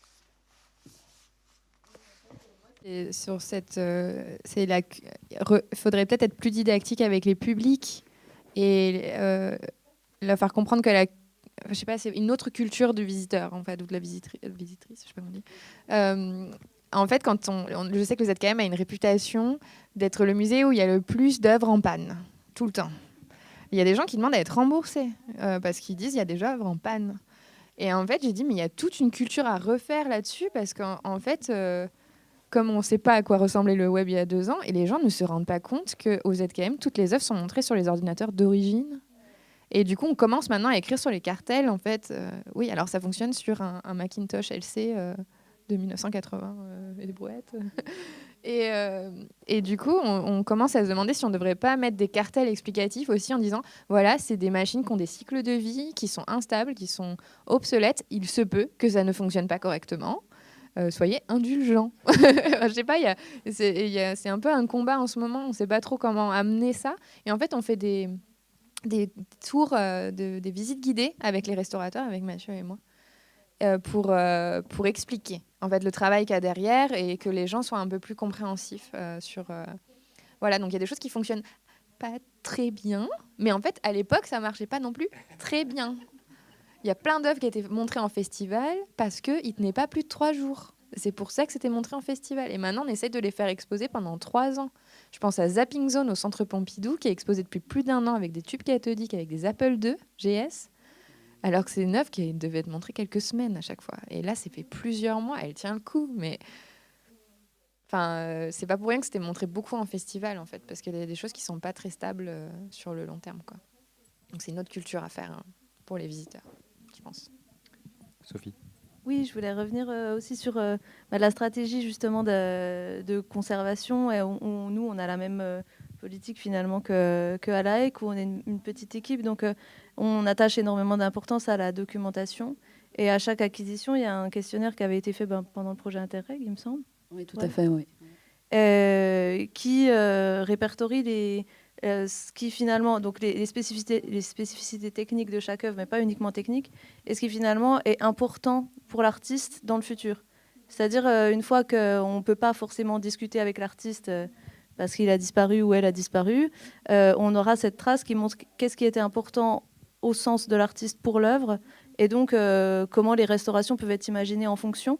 Et puis à chaque fois qu'il y a une œuvre qui pose un souci technique, on discute avec l'artiste, et c'est l'artiste qui choisit si oui ou non il veut faire évoluer la pièce, si oui ou non c'est envisageable pour lui ou elle d'avoir une nouvelle technologie qui va remplacer l'ancienne ou pas, ou est-ce que l'œuvre s'arrête à ce moment-là dans son évolution et devient justement, la documentation devient plus importante pour la médiation que l'œuvre fonctionnelle de l'époque. Et puis justement par rapport à cette question de la médiation, nous on avait profité d'un moment où il n'y avait pas d'expo à l'espace Gantner pour coloniser avec Vincent l'espace d'expo, où on avait fait les diagnostics des grosses pièces qu'on ne peut pas diagnostiquer parce que nous on va faire les diagnostics des petites pièces parce qu'on prend une table, on se réunit, on fait voilà. Et là on avait l'espace pour pouvoir diagnostiquer les grosses pièces, donc on a fait une exposition ensuite avec ces grosses pièces et plutôt les nouvelles acquisitions. Et dans cette optique-là, on a fait venir un photographe, alors c'est toujours modeste chez nous, mais on avait fait venir un photographe qui avait fait un reportage sur les diagnostics, et on l'avait diffusé pendant l'exposition. Et du coup, vu que c'est moi aussi qui fais la médiation, je pouvais expliquer aux visiteurs comment ça se passait, qu'est-ce qu'il y avait justement derrière la question de la conservation et la question de la monstration de ces pièces-là, de la circulation de ces pièces-là. Donc on avait fait des schémas, des machins. Enfin, on avait fait quelque chose d'assez didactique pour que les gens puissent justement être sensibilisés à la question que vous décrivez aussi. Ouais. Et puis pour compléter, depuis l'année dernière, on a commencé aussi avec les nouvelles acquisitions, mais ça on peut parce qu'on n'a pas beaucoup d'œuvres, on n'acquiert pas beaucoup d'œuvres par an. On invite les artistes à venir installer avec nous l'œuvre. Du coup, ça change tout parce ça nous permet vraiment de documenter l'œuvre avec eux. Parce que quand on a l'expérience des expositions et de la diffusion après des œuvres, on pointe tout de suite les problématiques qu'on va avoir, autant qu'on puisse les imaginer, de conservation. Et ça change tout, et on va vraiment essayer, même si c'est pas facile à caler dans l'emploi du temps, parce qu'effectivement, il faut qu'il n'y ait pas d'exposition, il faut qu'on soit disponible. Donc en gros, il n'y a pas d'exposition en 3 mois dans l'année à l'espace Gantner. Voilà, c'est vraiment une question d'organisation, mais c'est possible parce qu'on n'a pas un milliard d'œuvres non plus. Est-ce que cette pédagogie-là envers les publics, elle est nécessaire aussi, je mets les pieds dans le plat un petit peu, mais pour vos tutelles, pour vos financeurs, pour les gens au-dessus, on le sait, les arts numériques sont un peu une niche. Alors, comment a évolué le regard du monde de l'art dessus? Et on est à une époque aussi où ces technologies-là n'ont jamais été aussi présentes dans le quotidien de tout le monde. C'est-à-dire qu'on a tous des smartphones, on a tous des ordinateurs, on baigne dedans, et pourtant on a l'impression que les choses bougent pas tant que ça de votre point de vue à vous. Alors, je me trompe ou pas? Non, c'est vraiment le cœur du problème. On se rend bien compte là, avec notre discussion que les artistes ne peuvent pas conserver les œuvres. Si elles ne sont pas dans les collections, il y a très peu de chances qu'elles soient conservées. Quand elles sont dans les collections, ce n'est pas simple. Et s'il n'y a pas un moment une prise de conscience des tutelles, en tout cas par rapport à la France, c'est un art qui est déjà un peu mis de côté par le champ de l'art contemporain. C'est un art dont il n'y aura quasiment plus de traces. C'est quand même quelque chose qui pose question. Nous, déjà, ça a été une prise de conscience au sein même du ZKM avant tout, parce qu'on est donc une grosse structure. On a 4 atriums, 3 étages, donc à peu près 3 à 5 expositions qui changent tous les 3 mois. Pour ceux qui ne connaîtraient pas, c'est des immenses halls industriels. Ouais, voilà. Et du coup, en fait, les ressources financières, humaines, c'est dans les expositions. Parce que ce n'est pas des œuvres de notre collection, c'est juste monstrueux. On fait des trucs vraiment hyper innovatifs et tout. Et donc, du coup, ça prend beaucoup de temps et d'énergie. Et la collection, on va le dire clairement, elle était à l'abandon. Quand on a fait notre premier assessment de la collection, c'était... En fait, les techniciens, dans leur temps libre, quand ils pouvaient, et quand l'œuvre allait en exposition, ils faisaient ce qu'ils pouvaient pour pouvoir montrer, quoi.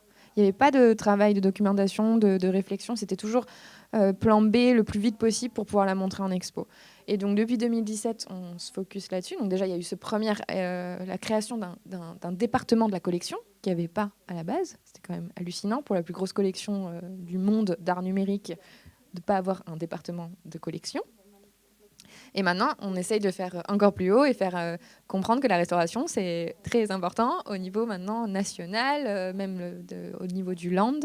Voilà, on y va petit à petit. Mais en fait, la restauration, en général, ça a toujours été un vrai problème dans tous les musées. Même, j'ai travaillé beaucoup avec les FRAC, j'ai plein de copines qui sont régisseuses et conservatrices dans les FRAC. Il y a un énorme budget pour 1 ou 2 acquisitions par an. Il n'y a aucun budget pour la restauration, quoi. Il y a pour les prêts aussi. Il y a beaucoup de budget pour les prêts, mais pas pour la restauration, quoi. Là, la spécificité des œuvres fait que du coup, il y a une sorte d'invisibilisation systémique de serpents qui se mordent la queue. Si elles ne sont pas activables, elles ne sont pas montrables. Si elles ne sont pas montrables, elles ne sont pas vues. Si elles ne sont pas vues, elles ne sont pas connues. Et du coup, vous restez dans une sorte de niche. Exactement. J'aurais pas fait mieux. J'ai déprimé tout le monde, je suis désolé. Je vais faire plaisir à nos amis en ligne. Je crois qu'il y a des questions sur le chat.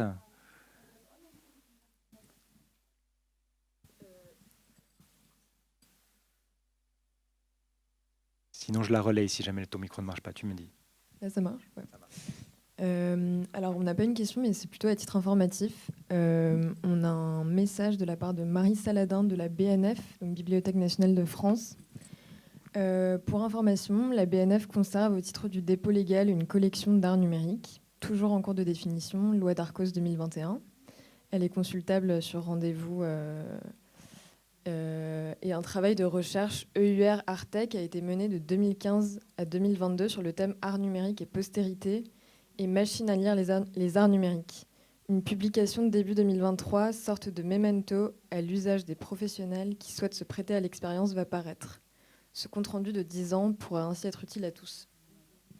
Ouais, ce serait bien de pouvoir y avoir accès, oui. C'est un super projet, c'est hyper intéressant. En fait, c'est surtout pour les chercheurs, j'ai l'impression, parce qu'ils font des espèces de... Je sais pas si, j'espère que je dirai pas de bêtises, mais ils font des versions démo, en fait, où on peut voir à peu près comment fonctionne l'œuvre, parce qu'ils n'ont pas forcément un énorme espace pour montrer des œuvres interactives avec des grosses projections. Et du coup, il y a des versions démo sur écran. Et ils ont un petit espace d'exposition, il me semble, parce que j'ai vu 2 œuvres la dernière fois à la BNF, mais ils vont avoir une base aussi de consultation qui va être consultable, si je ne dis pas de bêtises, dans la salle ovale, donc hors ligne, dans les murs. Ils ont présenté tout leur projet il y a à peine, je ne sais plus quand j'étais à Paris, il y a 2 mois. Et c'est vraiment, ils ont fait un super boulot qui ressemble un peu à la Artbase de Rhizome, mais pour les œuvres logicielles et pas en ligne. Donc c'est super. C'est un beau projet. Et ils n'ont pas beaucoup de moyens non plus. Si jamais il y a des questions dans la salle, faites-moi signe. On en prendra avec plaisir. C'est toujours bien quand c'est interactif et qu'on ne monopolise pas la parole. Gaëtan Gromer. Après, ce que je voudrais juste ajouter, mais pendant que Gaëtan prend son micro, c'est qu'il y a aussi le CDSRMF à Paris qui parfois s'attelle aussi à la conservation d'œuvres médiatiques. Il y a quand même des petits. Puis on parlait d'Alex. Ils ont fait des recherches sur les écrans cathodiques beaucoup. Il y a des petits projets. Mais en fait, si on parle de recherche comme pour la BNF, là, il y a beaucoup de. En fait, j'ai l'impression qu'à chaque œuvre qu'on restaure, c'est un projet de recherche à part entière. Et du coup, quand on a des étudiants, c'est cool parce qu'on peut leur dire fais ton master là-dessus, parce que vraiment, il y a matière. Avant de donner la parole à Gaëtan, du coup, je rebondis juste 2 secondes, tu m'excuses Gaëtan. Est-ce qu'une des clés pour vous, c'est aussi du coup de nouer des partenariats, j'ai envie de dire, avec des instituts techniques en fait. Vous avez besoin de techniciens très pointus sur des technologies pour travailler avec vous parce que tout le monde n'a pas un Mathieu dans son équipe capable de... Je ne sais pas tout. Avec envie d'apprendre, la capacité de comprendre, de se plonger dans tout ça. Est-ce que vous n'avez pas besoin de nouer des liens comme ça, stratégiques, avec des instituts technologiques à la pointe, entre guillemets? On a essayé. Moi, j'ai donné des cours dans des lycées techniques pour leur donner l'envie de ne pas aller forcément toujours dans l'industrie, mais... dire dans les musées aussi on fait des trucs cool, mais je pense que les salaires donnent pas envie. Mais après, il faut sortir du musée aussi, parce qu'en fait, nous, on essaye de... Mathieu, il est souvent sur des forums, sur des choses comme ça, et on voulait publier nos études de cas, nous, pas sur le site du ZKM, mais sur Reddit ou sur des forums un peu obscurs, pour essayer de... pour essayer de venir des gens complètement hors musée, hors culture, complètement autre part. Là, on travaille avec des gens qui sont plutôt dans l'informatique en Sicile, qui ont un musée de l'informatique et ils font aussi des reconstructions un peu médiarchéologiques et tout. Il y a plein de choses, à plein de croisées et c'est comme ça qu'on va les faire venir dans les musées. Faut nous aider. Gaëtan ? Oui, rebonjour. La question, c'était simplement comment vos différentes institutions envisagent l'accompagnement des artistes pour les œuvres à venir, parce que toutes ces questions se posent aussi au moment de la conception. Aux ensembles de point 2, par exemple, toutes les œuvres qu'on a produites fonctionnent encore, sauf celles qui ont disparu pour raisons économiques, réemploi de matériaux, etc. Mais parce qu'on a un peu notre Mathieu, qui est dans la salle d'ailleurs, qui s'appelle Benoît Gester, on a un concepteur technique, c'est la base du projet, cette discussion entre art et technique, et le choix de la technique ou de la technologie nous occupe vraiment beaucoup dans la phase de conception. Benoît va me poser 150 000 questions auxquelles je ne sais pas répondre, et ensuite on arrive vraiment à ce moment où on choisit une technologie, souvent bas niveau, open source, enfin, etc. Mais voilà, du coup, est-ce que pour les artistes qui n'ont pas la chance d'avoir un Benoît, vos compétences ne pourraient pas servir dans la formation? Peut-être le faites-vous déjà pour les œuvres à venir et pas simplement sur les œuvres déjà créées. Valérie Perrin. Oui, alors je pense que ce serait vraiment hyper important qu'il y ait dans les écoles d'art déjà une sensibilisation pour celles qui ont des compétences numériques, qu'il y ait déjà cette sensibilisation dès le départ par rapport à toutes ces questions-là. C'est vrai que l'école d'art de Caen, avec le studio modulaire, a commencé à s'intéresser à ces questions-là. Ce serait peut-être quelque chose à développer, vu que, Avignon, c'est plus le cas. Je pense que c'est alors la base pour les jeunes artistes. Et après, oui, ce serait effectivement... c'est une prise de conscience qu'ont pas tous les artistes, qui vient par expérience, j'ai l'impression. Et effectivement, il faudrait qu'on trouve un modus operandi pour pouvoir être là. Mais ça peut être aussi le cas du réseau ACNUM pour pouvoir proposer ce genre d'accompagnement de façon très, très spontanée et simple.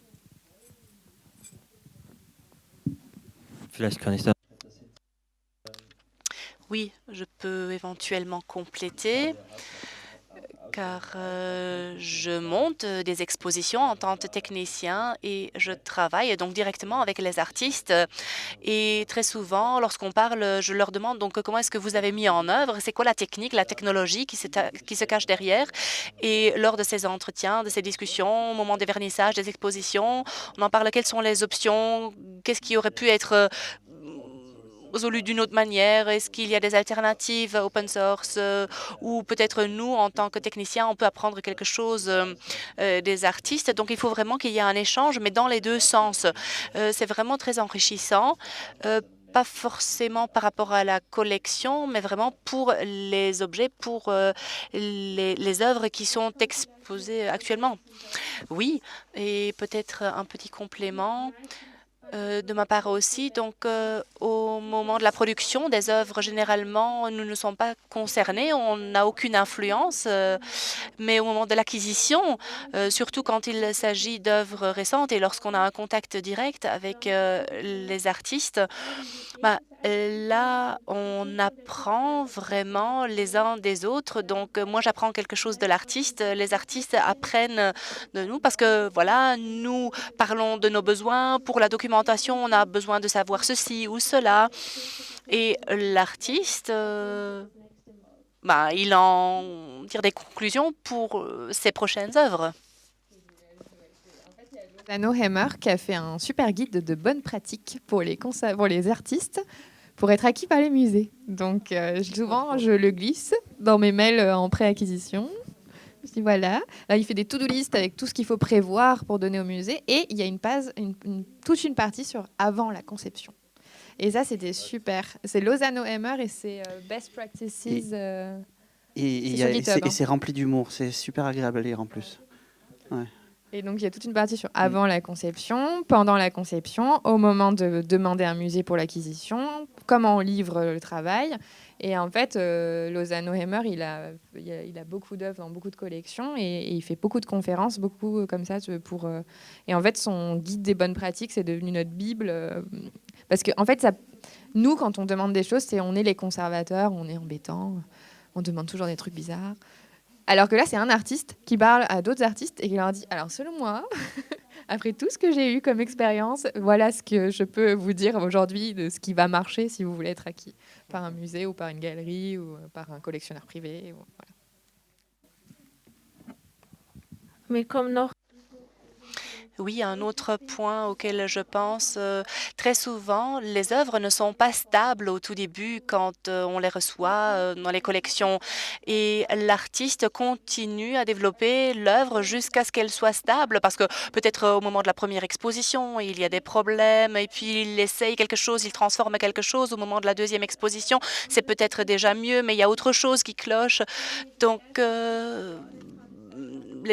la première année, les 2 premières années, l'œuvre est encore en évolution et ça, c'est un processus qui nous fait apprendre, nous tous. Une acquisition récente dans la collection. Oui, ah si, j'en parle. C'est une œuvre qui s'appelle Colloquy of Mobiles de Gordon Pask. Je ne me trompe pas. Je pense que tout le monde la connaît. C'est la base de l'art cinétique. Oui, c'est les débuts. C'était dans les années fin des années 60, si je ne me trompe pas. C'est une reconstruction. Hein. Voilà, c'est une reconstruction et là, elle a été acquise. Elle était exposée au Centre Pompidou. On l'a installée fin février 2020. Et le problème, c'est que en fait, c'est une œuvre, c'est une reconstruction basée sur les plans, les notes qu'il y avait à l'époque. Et même l'ingénieur avec qui on travaille, TJ McLeish, qui est américain, qui l'a reconstruite, il nous disait qu'il ne savait même pas si à l'époque elle fonctionnait réellement correctement. Donc déjà, la base de reconstruction était compliquée. Et du coup, c'était prévu de pouvoir la tester au Centre Pompidou, parce que ça, c'était une œuvre qui allait forcément tomber en panne. Elle n'avait pas fonctionné beaucoup et il fallait l'ajuster avant qu'elle vienne au ZKM. Mais avec le confinement, le Covid, elle n'a jamais pu fonctionner. Et on l'a ramenée du coup au ZKM, on l'a installée et c'est une œuvre qui tombait tout le temps en panne, malheureusement. Et on parlait des visiteurs.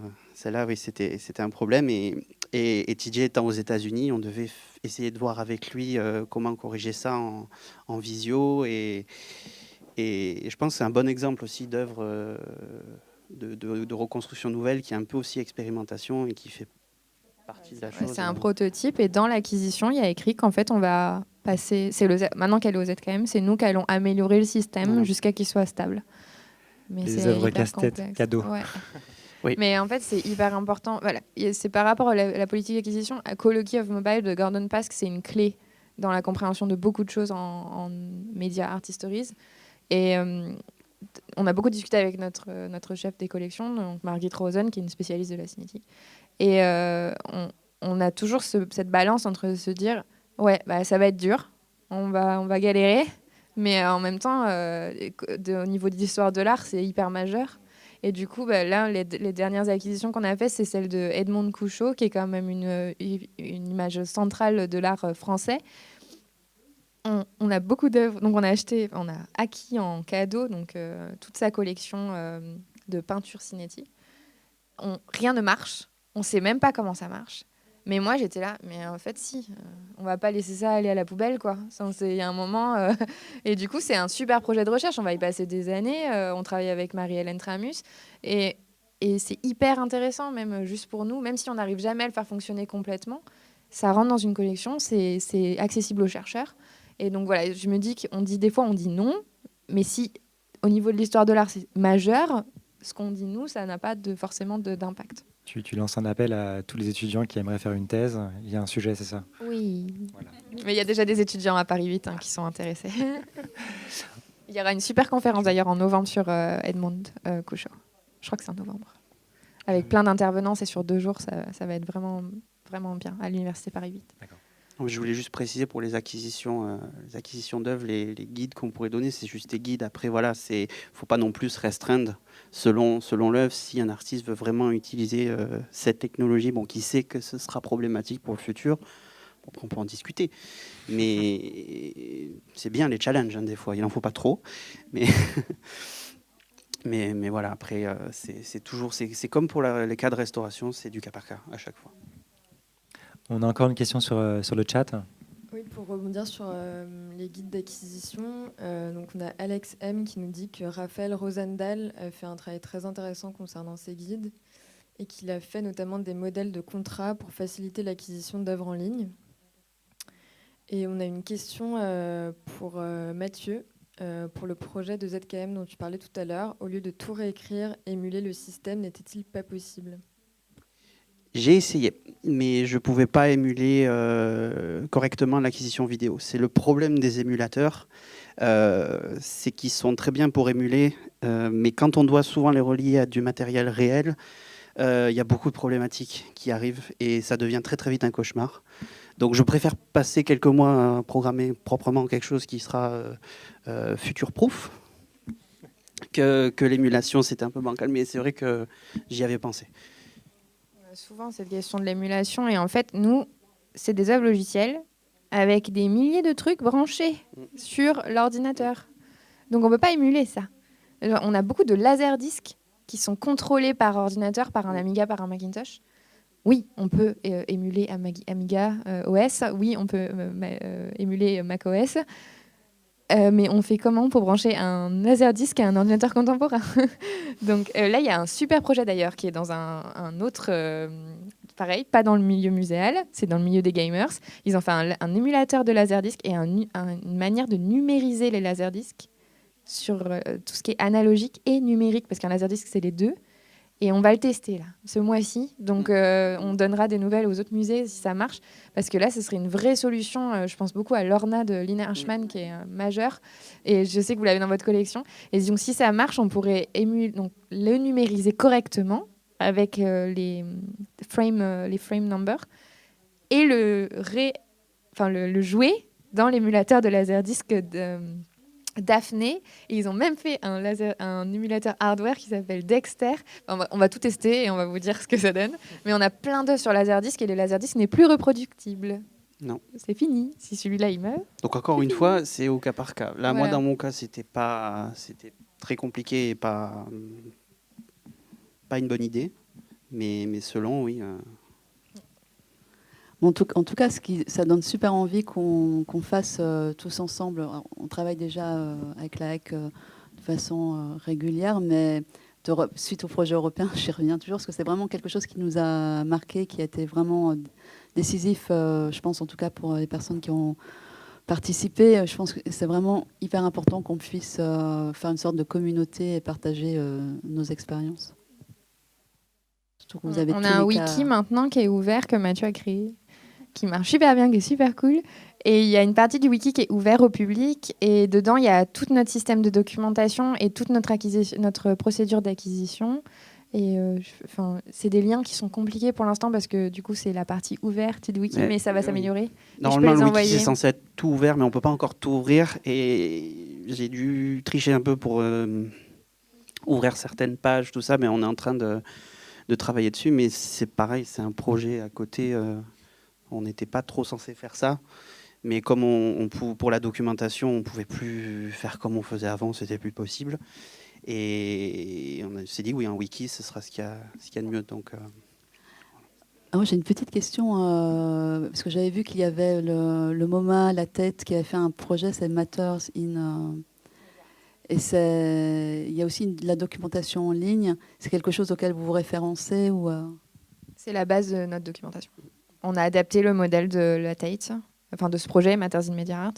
On l'a adapté à notre collection, puis à nos besoins. Donc il y a toute une partie pour les curateurs, toute une partie pour l'équipe technique, toute une partie pour nous. Et donc on l'a adapté à nos besoins, mais ça vient de là. Parce que le ZKM faisait partie de ce projet aussi, je crois. Et du coup, ça découle. Et du projet Digital Art Conservation qu'on a eu en 2012. Ouais. Et comme pour vous, ça a été une vraie impulsion pour le ZKM aussi. Hein. Je vous propose aussi, ils ont un wiki, un super wiki. On va falloir vous y mettre à l'espace multimédia Gantner. On reste sur, on va se quitter là sur une note positive. Je vous remercie d'avoir trouvé des future proof mais il y a toujours du positif, toujours. Merci à tous, merci à toutes. Et puis je voudrais remercier et qu'on applaudisse nos traductrices. On leur a pas rendu la chose facile aujourd'hui, je crois. Merci à vous.